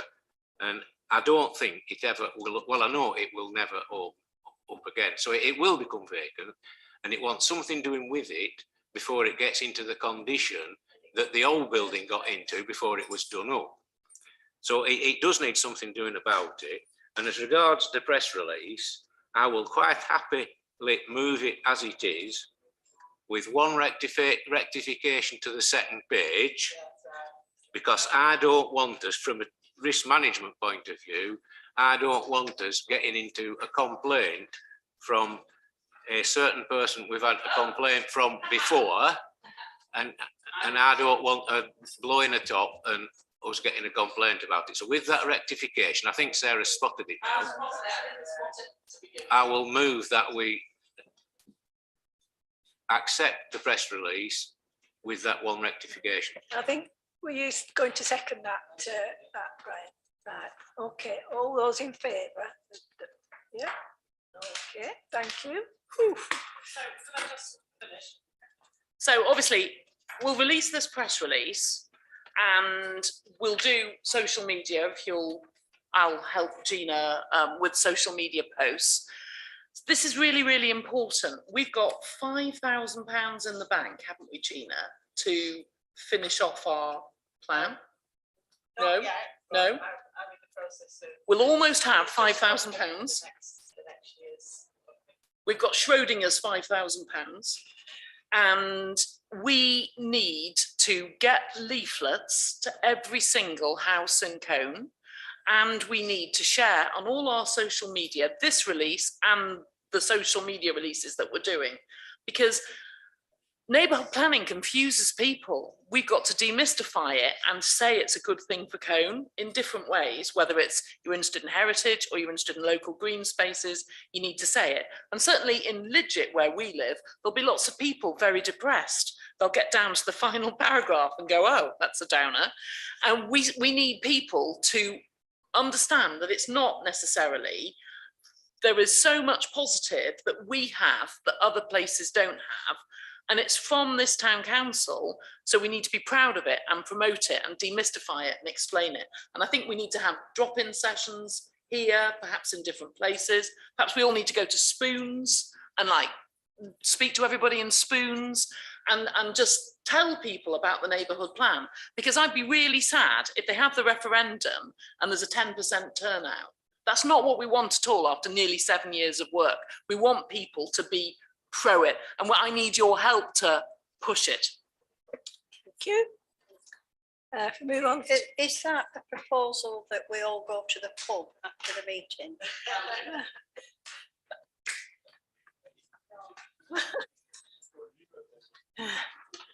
Oh, no. Right, let's go on to planning. Planning application number 1 is 23/0246/FUL. It's at 52 Market Street, Colne. Full erection of number 2 stained glass steel bollards, 1 metre high. Where is this place? It's Chair, it's Tesco's. It's 2 bollards in front of the cash machine, which I assume are there to stop it being dragged out into the road by a tractor. Okay, are we, yes? Well, yeah, I was consulted on this one as a delegated approval. The thing about it is, of course, is that what they're offering is stainless steel bollards. If you look at that Tesco frontage, we've already helped them out with lots of the signage around the side, etc. If you look at what they've got, is they actually have an illegal trolley park just outside, but because it's been there for so long, nothing can be done about it. LCC Highways, when they wrote about it, they said, we don't like those bollards. They don't look very nice. Why not look like the bollards that are, you see on the sort of 3 dots that are just by the edge of the pavement there? You look at those, they're black. They're big, black and solid. You're not going to have this namby-pamby, stainless steel bollards. No good, that one. So I think what we've got is, I said to them, could they have a word with Tesco and have a look and try and get them to think, well, why not try and do it in keeping? You know, it's not in the conservation area, so we can't really try and insist on that as a sort of heritage angle. But we can say there are already bollards there. And I know it's for sort of self-defense, which is, you know, it's a risk there, obviously, with any cash machine. But, you know, see what they can do for our high street, especially at this sort of top end of town. So they're going away and discussing it with Tesco, last I heard. So do we want to? Mr. Chairman, what we ought to do is write in our consultation and say that we welcome that discussion and would like them, in the words of the song, painted black. Yeah, in keeping with the nearby ones. Yeah, in keeping with the other nearby ones. Okay. Chairman, if they went for black powder coated stainless steel ones, they wouldn't ever need painting either. Yeah, low maintenance solution. Are we all happy with that? Those comments. Second one is 230/0265/FUL. It's 13 to 15 Skipton Road, Colne. It's a dentist down Skipton Road. Any issues? Chair, I think it's fine. All they're doing is moving into what was the hairdressers, Oh, yes, the hairdressers. which is next door. Next door. Yeah. I mean, there's already a parking problem there. I don't think this will make it any worse. Has anybody any other comments about it? No comment then? No. Right, the next one is 23/0272/HO. It's 79 Barrowford Road, Colne. Erection of a double-storey gable, an extension, single-storey rear extension and a front porch. Have we got the plans there? How big is it?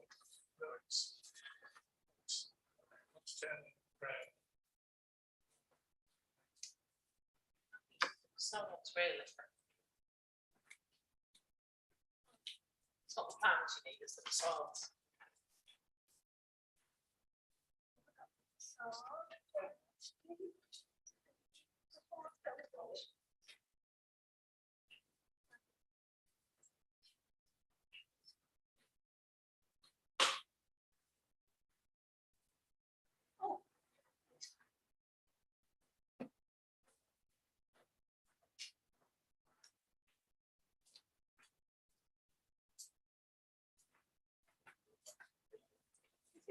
Is there other ones on that road that have Chair, there are a whole load on that road that have had similar? bits added on and bits taken off. From my looking at the plan yesterday when it was on the weekly list, it's going to match in. Well, are we okay? No comment. Others is on that street with similar extensions. Well, they're not exactly the same, but Yeah, similar. most of them have had some extending doing because I'm not exactly sure when they were built, but I'm guessing just post-war or pre-war, in that they're not particularly Big spacious. kitchens, no, tiny, aren't they? No comment then. The last one is 23/0306/HHO. It's at 4-6 Grosvenor Street, Colne. Erection of a rear single-storey kitchen extension and raising the garage to form a workshop.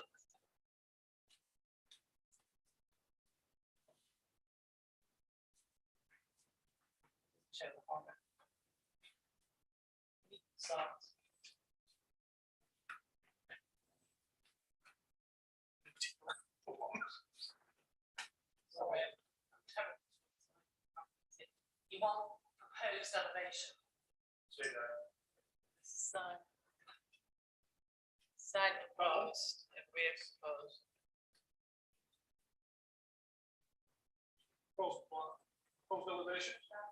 Yeah, go with that. Yes.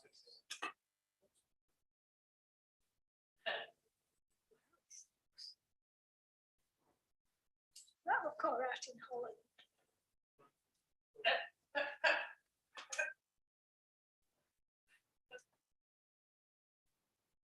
Oh, it looks strange. Strange because the rest of it isn't. It's the top house. It's where there was a garage and a joiner's. Where the plumbers and joiners. Where the joiner shop used to be, so it's fairly well. I think, Steve, if you went to the existing elevation, you'll see that what they're doing is just making it taller, but it sort of makes it worse. Yeah. It makes it worse. So it's quite bad now. That's going to be worse.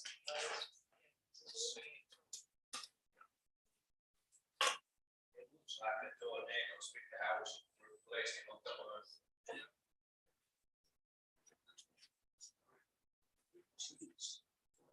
I think the drawing is misleading. Can you scroll it down just a touch, please? Go to the right. That's at the bottom. Yeah, I want to see the top end, please. Oh, that way, right? Yeah, sorry. So that's the existing one. That's existing. I've seen the Google map of it. And it's not a great place, it's just where it's wrong. And as Councillor's already mentioned, of building onto existing. I have no problems with what they're trying to do. They're actually going to use them spare ground. It's sat there doing nothing. So what we want to say, nothing. What? Yes, Ian. Yes, Chair. What about cramps and these things, the materials used in construction, because obviously it's going to have to fit in with the local environment with the existing housing. And also, I'm quite pleased because, bit controversial, Cole is a quirky town. And we need quirky housing in a quirky town. We need, so I think it's perfectly suitable for Cole. So what's the majority view on this?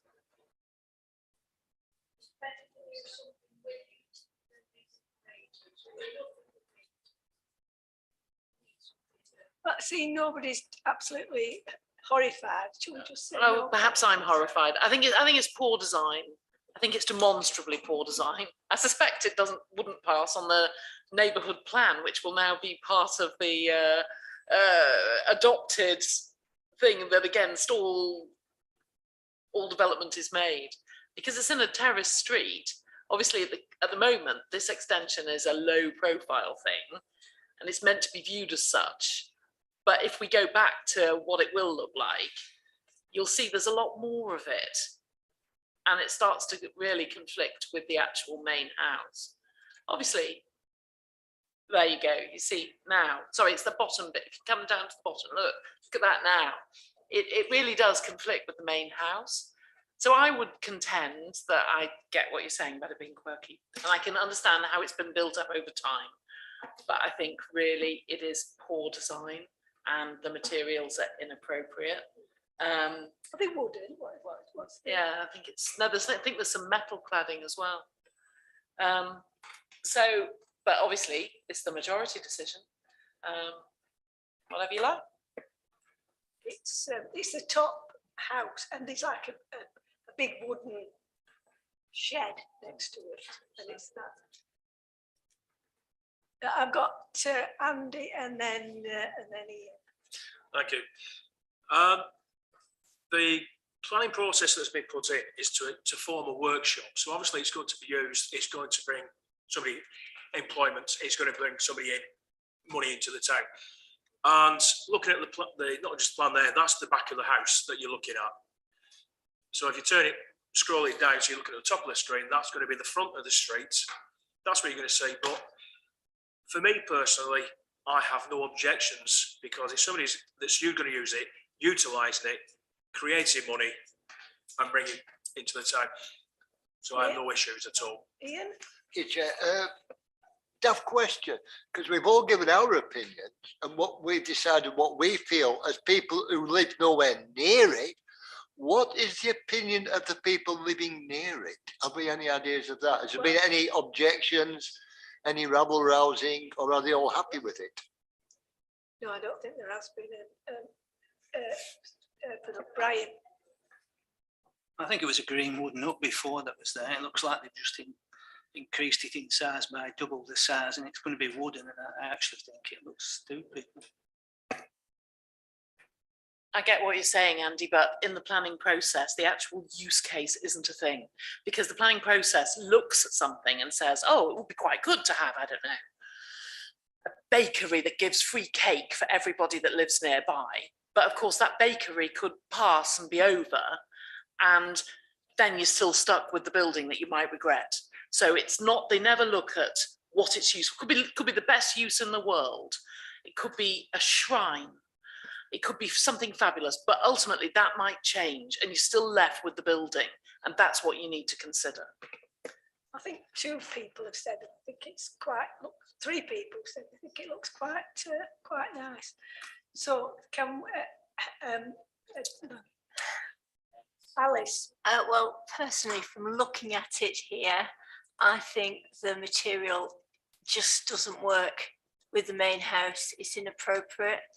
And yeah, the design. Well, yeah, it doesn't satisfy we'll me. have to vote on it then. Who thinks this is an okay design? And we shouldn't put any remarks on it that were against it, the design. Right, all those who think we should say that we don't think the design is appropriate. Well, I think that's carried then. It doesn't mean it won't go through. It's just that they will just take our comments on board. So we're saying poor design and inappropriate materials. Okay. And I think that's the end of the planning. Have we had any correspondence received? No. Item 20 is items for a future month's agenda. Is anybody that wants to put something on the agenda for future months? It's actually a question. Last time I said, oh, we've got all white flashing weird colours. And I noticed that I put it for discussion and Gina changed it. But then last night before last, I was standing outside. There's no lights at all now. Oh. Yes, Brian. No, I'm going to take it as item 21, and I'm suspending standing order 9B due to the urgency of debating this issue, which specifically affects the residents of Colne.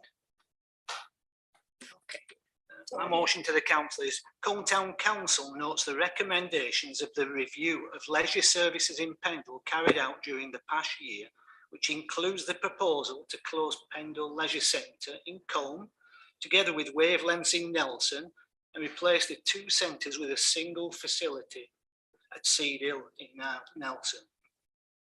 Subsequently, there will be a requirement for a new running track and athletics facilities at an alternative location.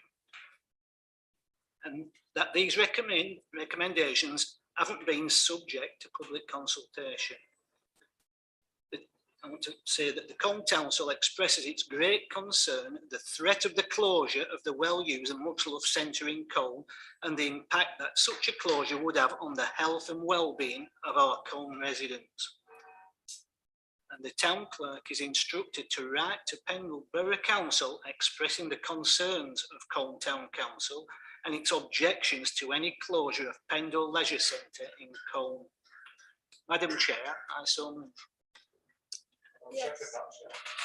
Okay, does anybody have any comments? So, comes down to money, of course. But thing is that every single one of the leisure centres, all 3 of them, lose money. That's where Pendle Leisure Trust needs support from Pendle Council. Pendle Council doesn't have much money left either. Obviously, we're no longer in administration anyway. So where we've got to is that as part of the transformation review, in a desperate bid to try to rectify the council's finances and come up with some ideas to try to balance the books in 2, 3, 4 years' time, etc. Otherwise, we'll all be in trouble. Then you get to the position whereby the leisure services was one of it. So Pendle Leisure Trust come each year and they ask for £1.1 million from Pendle Borough Council on what is defined in Pendle Borough Council's sort of chartered spending as discretionary. It's not required, it's not like bin emptying or things like that, and even then the frequency can be altered. But when you get to the to things like leisure services, then it's a case of how do you try to balance the books? All the facilities are past their best. They need a fortune spending on them. They've got knackered boilers, knackered concrete. The whole things are, you know, you could put them all as new things. So what Pendle did was, working with the Leisure Trust commissioned a report, and this is where these consultants came about, the KKP lot, and they put together a report, and it hasn't concluded. They've made a recommendation, but it's not been discussed. So it is still a live issue. It's not officially published either, although obviously it went on social media, so everyone's seen it anyway. But where that's got to is that has made recommendations. And what they said was, their initial kick-off comment was, you're very lucky having 3 leisure centres in one borough. Nowhere else has. Everyone else got 1 or 2 maximum. So the idea of how do you deliver leisure services in the most efficient way? Problem you've got, of course, is the 1.1 million is now an out-of-date figure anyway. Because of the utility costs going up, swimming pools are unfortunately the worst thing for cost. So an extra 600,000 is required to be spent by Pendle to Pendle Leisure Trust. Now, unless Pendle Leisure Trust can put up the admission fees or they can make savings, then how are the books balanced? And if you look at it like that, if you take 1.7 million, you take 1.7 million again next year, and the year after that, then Pendle Council is bust. So, you know, that's the ramifications. That's what the administration and the officers are trying to deal with. And obviously, there's lots of discussions going on about what are the options. Now, all they came up with was this idea, and I lobbied hard for Pendle Leisure Centre because I said, well, look, it's got a gigantic car park next to it. Why not have a brand new facility at Colne? It's perfect for the train, it's perfect for the buses, it's perfect for the high street, it's perfect for the people of Waterside and going up the hill there who are those in need of health interventions. You know, you do the stats and that's what they say. So, but that was rejected. So what they came up with was this Seed Hill idea. Now, I don't think anybody thinks that's a perfect location, but I don't think there is a perfect location. That's the problem. And the other thing, of course, is they costed it. Now, who has £45 million to knock down Wavelengths and Colne and build a brand new one, plus a further 6 million to renovate the West Craven one? Pendle certainly doesn't. Sport England, they were the ones who engaged with Pendle Leisure Trust and said, you must follow this strategic outcomes planning module in order to come up with the what are your health needs, what are your sport needs, etc., etc. And that drove the whole consultation, which I'm sure you all took part in, but that drove the consultation about what are the future of leisure services in Pendle, what are they required to do. Lots of discussions about the idea of having some sort of smaller hub, doing lots of things out in, you know, community halls, leisure centres, doing activities in the park, you know, so the park runs, Pilates in the park, all those kind of things to try to reach out to people rather than have a mega centre in the middle somewhere. So at the moment, there is no answer at the moment. It's still up for consultation. By all means, lobby Pendle Council, lobby your Liberal Democrat councillors, because they've now formed a coalition, of course, with Labour. So now, yes, it is. It's a voting collaboration where you do or don't do things in order to help each other out, aka coalition. No, it's not. So that coalition will have to come up with some decisions, and they'll have to start to say, how are they going to rectify this? When it came to the budget review, they had no appetite for doing this kind of thing. So I'm afraid it's up in the air. I've got Brian and then I've got me, and then I've got Sarah, and then I've got Howard. All right. Let's write them down. Yeah, go on. I think you did put your hand up first. Yeah. No, I'm all right. When you say, David, about the people that did the review, we were lucky to have 3 centres. Some towns only have 1. We have 5 towns in this borough and 16 parishes, 16 villages. So we're quite widespread. And the Liberal Democrats in this administration, we will lobby for the people of Colne. This is what we should all be doing. This is the Colne Town Council. We should all be lobbying. But I understand what you're saying about the cost. The Leisure Trust do their utmost to save money in many ways. The membership goes up month on month, and that's quite strong at the moment. They've lots of activities, but as you say, there's a lot of work needs to be done, and you know, it's been there quite some time. And like the boilers, for instance, you know, that will cost thousands and thousands, and we know all that. But we've got to stand up for the people of Colne. I've had 2 letters this week, came in the same envelope, 2 sisters. One of them has cerebral palsy. And there is some difficulties with the other one, and they both go there. They live on Collingwood Street. They live with the grandparents. They push the girl up there in a wheelchair, and they go swimming quite often. But the 2 letters were from the 2 girls, you know, please don't let them close our swimming pool, you know. So no, of course we're going to fight with the administration. No, bless you.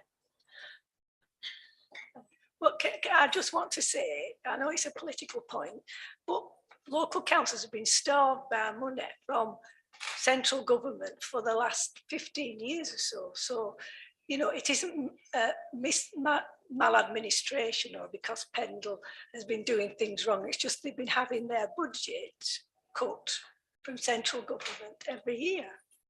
That's just what I want to say. Yes, Brian. I know all the concerns been about Colne swimming pool closing, but I know that they're relocating it to the Seed Hill, and they're talking about relocating the athletics track. But well, you need quite an acreage of land for that, quite a large tract of land, and it'll come at a great expense. You know, so I'm feared that that it'll get forgotten about, and we won't get an athletics track. That's provided some of our best sportsmen in the area over the years. Thank you. Sarah? I want to be more positive to you all and lift you. So there are several things that we have hope for. We are Colne Town Council, and when we moved to Colne, we took Edward swimming, and he joined the Colne Sharks and did swimming up and down very, very quickly, and Olympians came and taught him how to do that thing that's underneath the water. What's that called?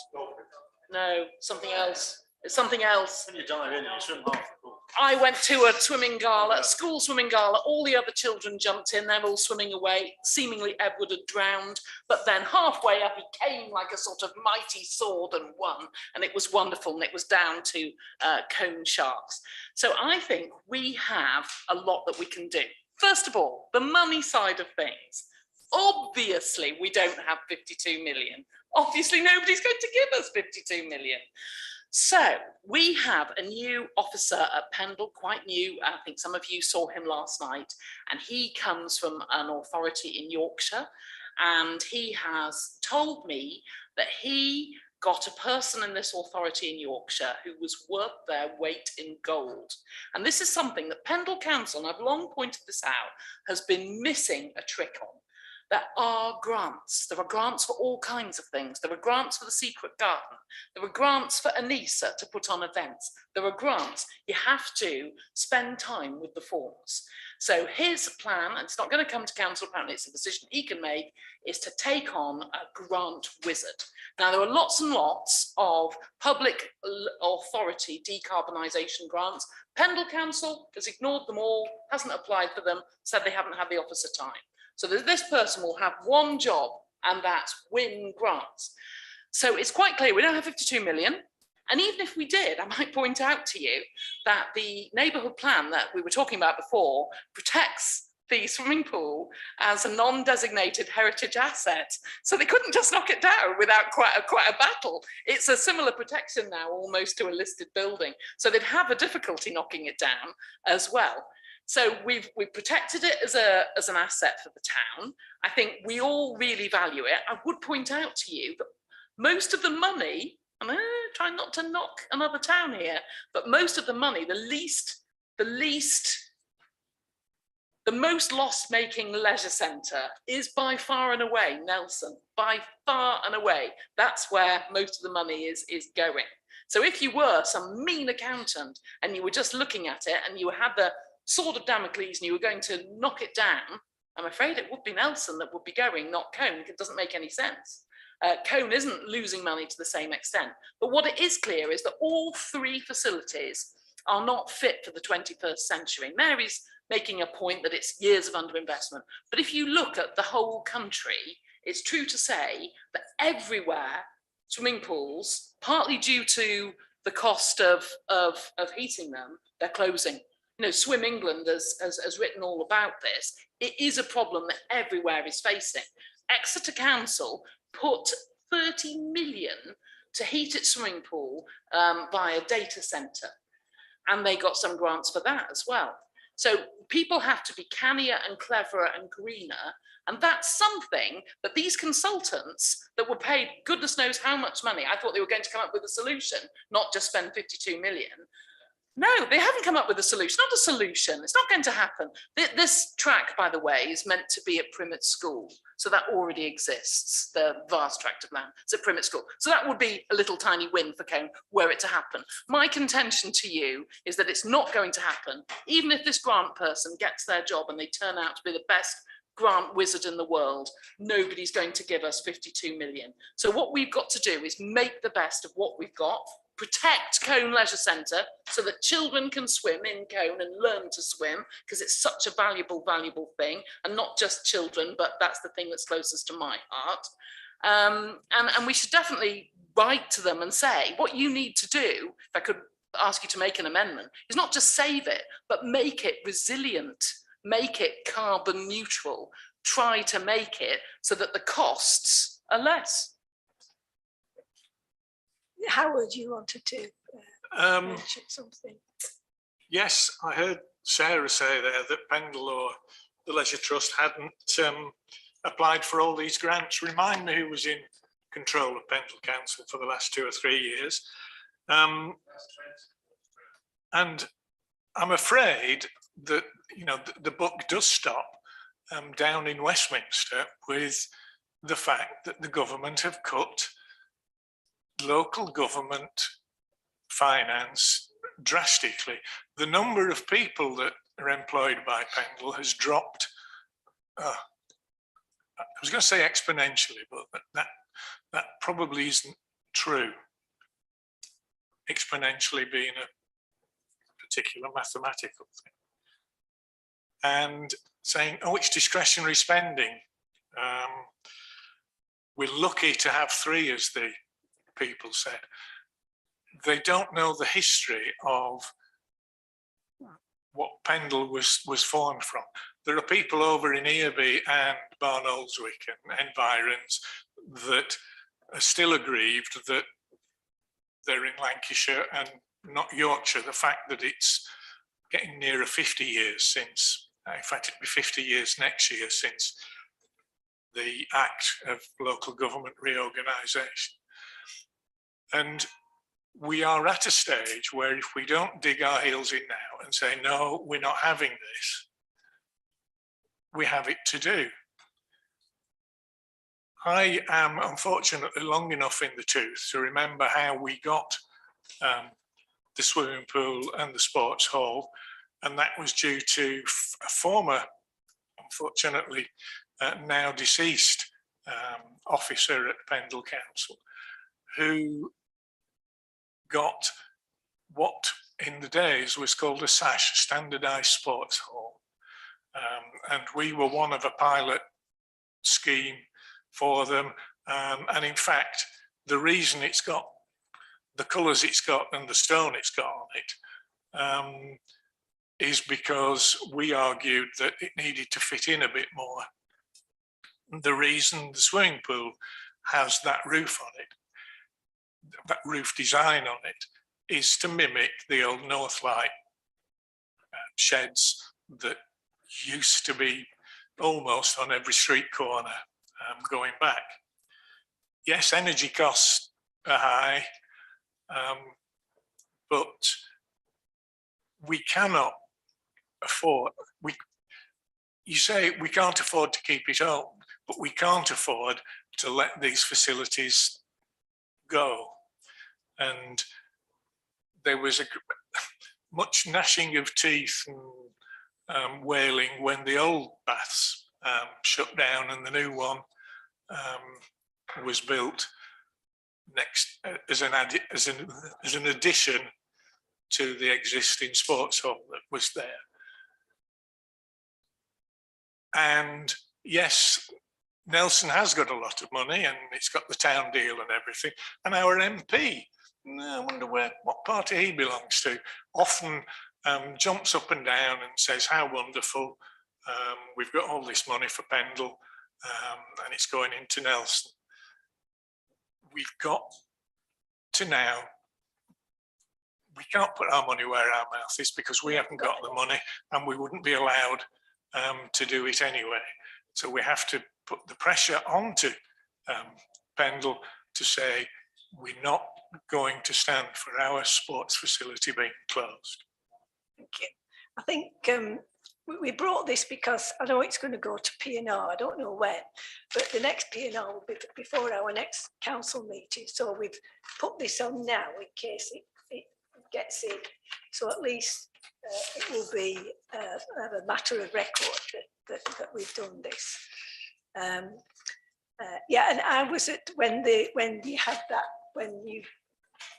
the LGA brought a group of experts, and the man from Braintree, I think it was, the council leader said, oh, we've only got one sport. As you say, they think it's one big town and they have one sport, so, but we have, you know, it's a long linear town that's got very poor public transport links. So we do need these facilities in the big towns that we've got, which is 3. Yes, Brian. I'm quite happy to amend my motion to include to carbon neutral, as Sarah suggests. Yeah. Thank you. Okay.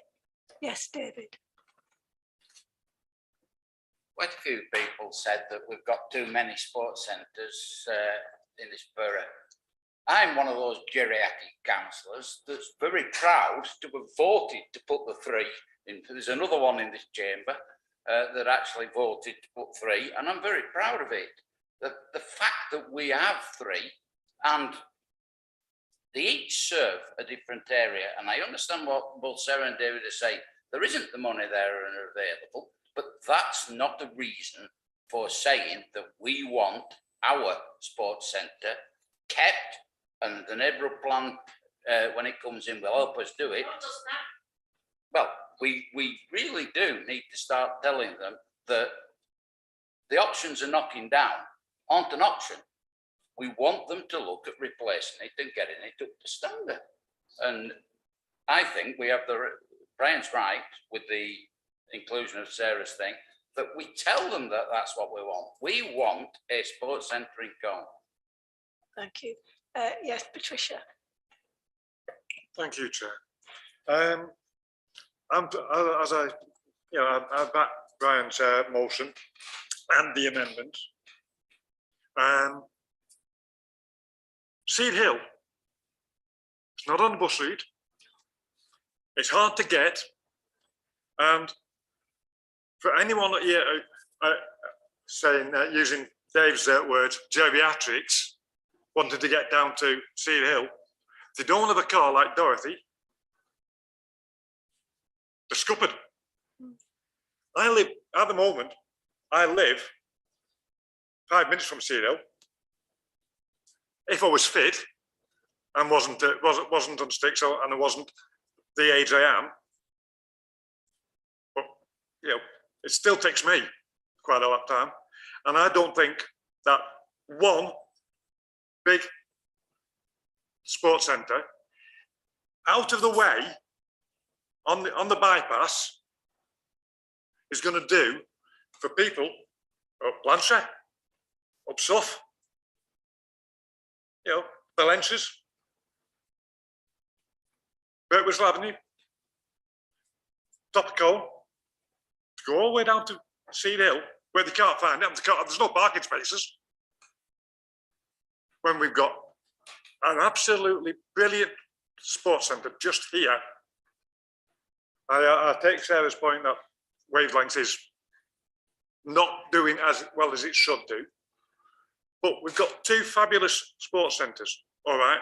They are dated, and we do need to bring them, well, not just into the 21st century, but into the 22nd century, where they are, again, like Sarah said, carbon neutral.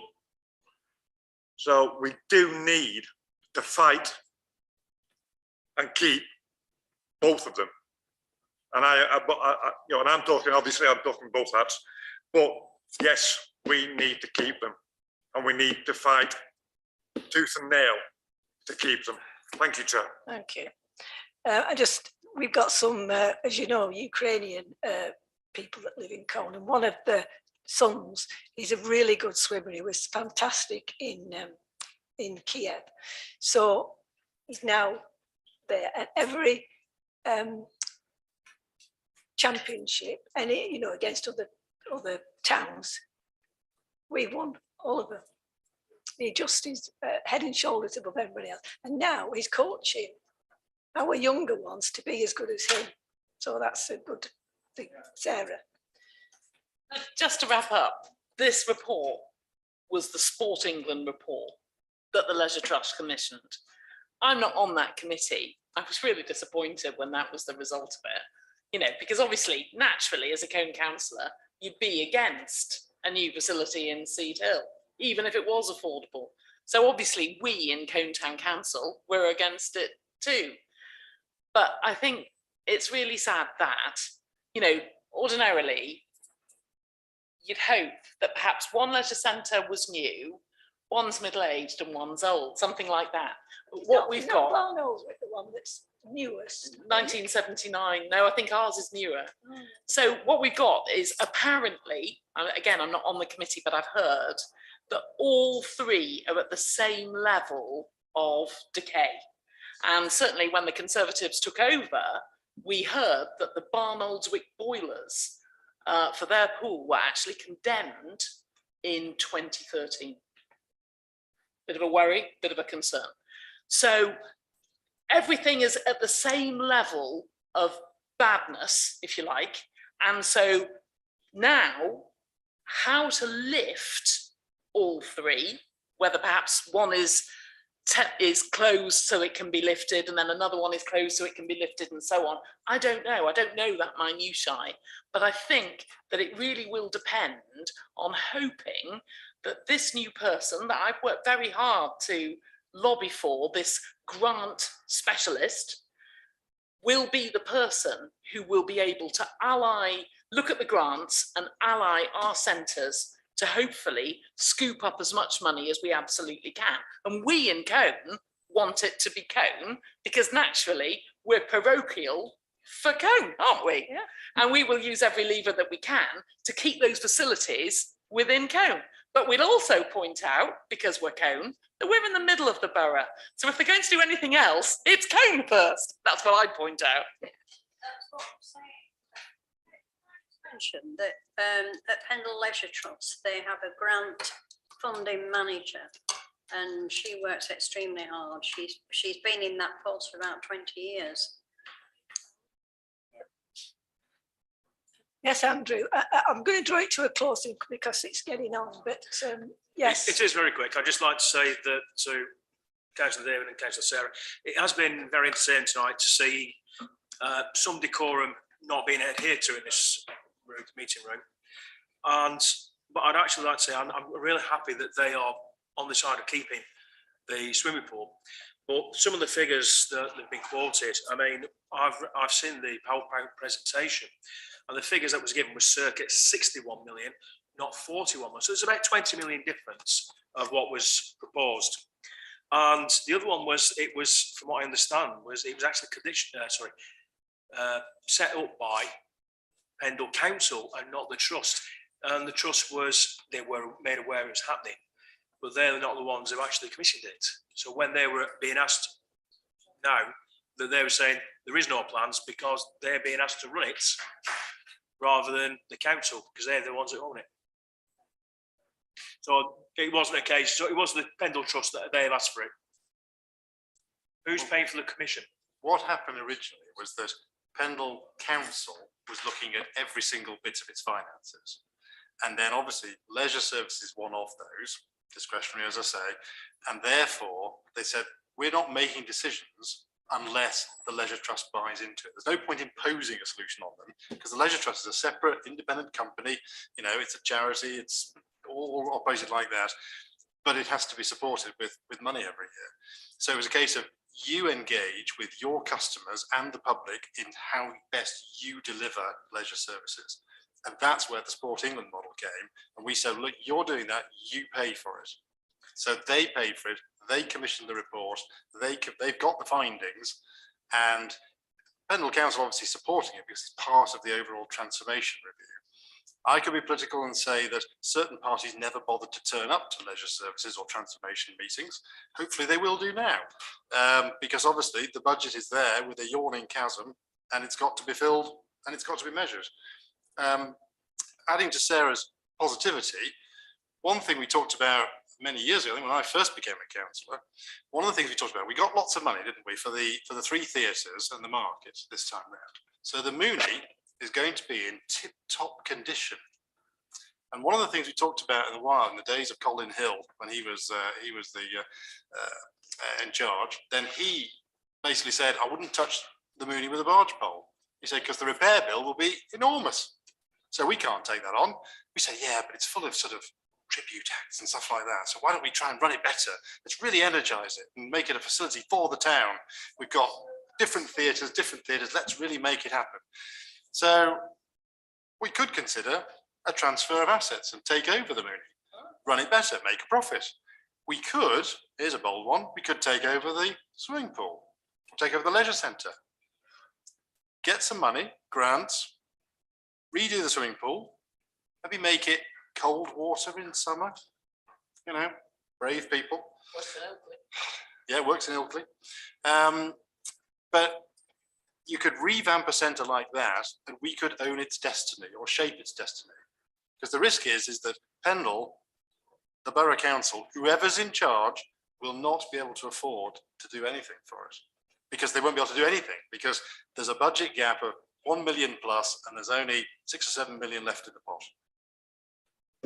So it's, you know, if you want to transfer them both into Colne Town Council ownership, we did it with the town hall, we've done it with parks, we've done it with benches, bus shelters.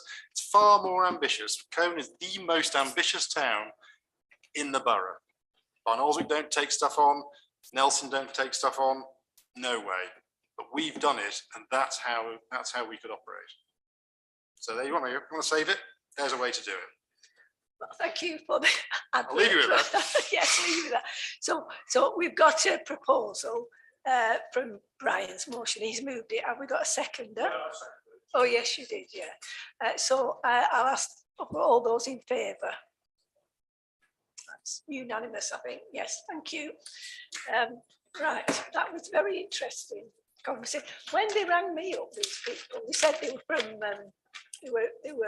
from Pendle Council. Half an hour, I was on the phone with them, with 3 of them. Anyway. Right, date and time of next meeting. The next full council meeting is scheduled for Tuesday, the 20th of June at 7 o'clock. So I hope to see you all there. And thank you.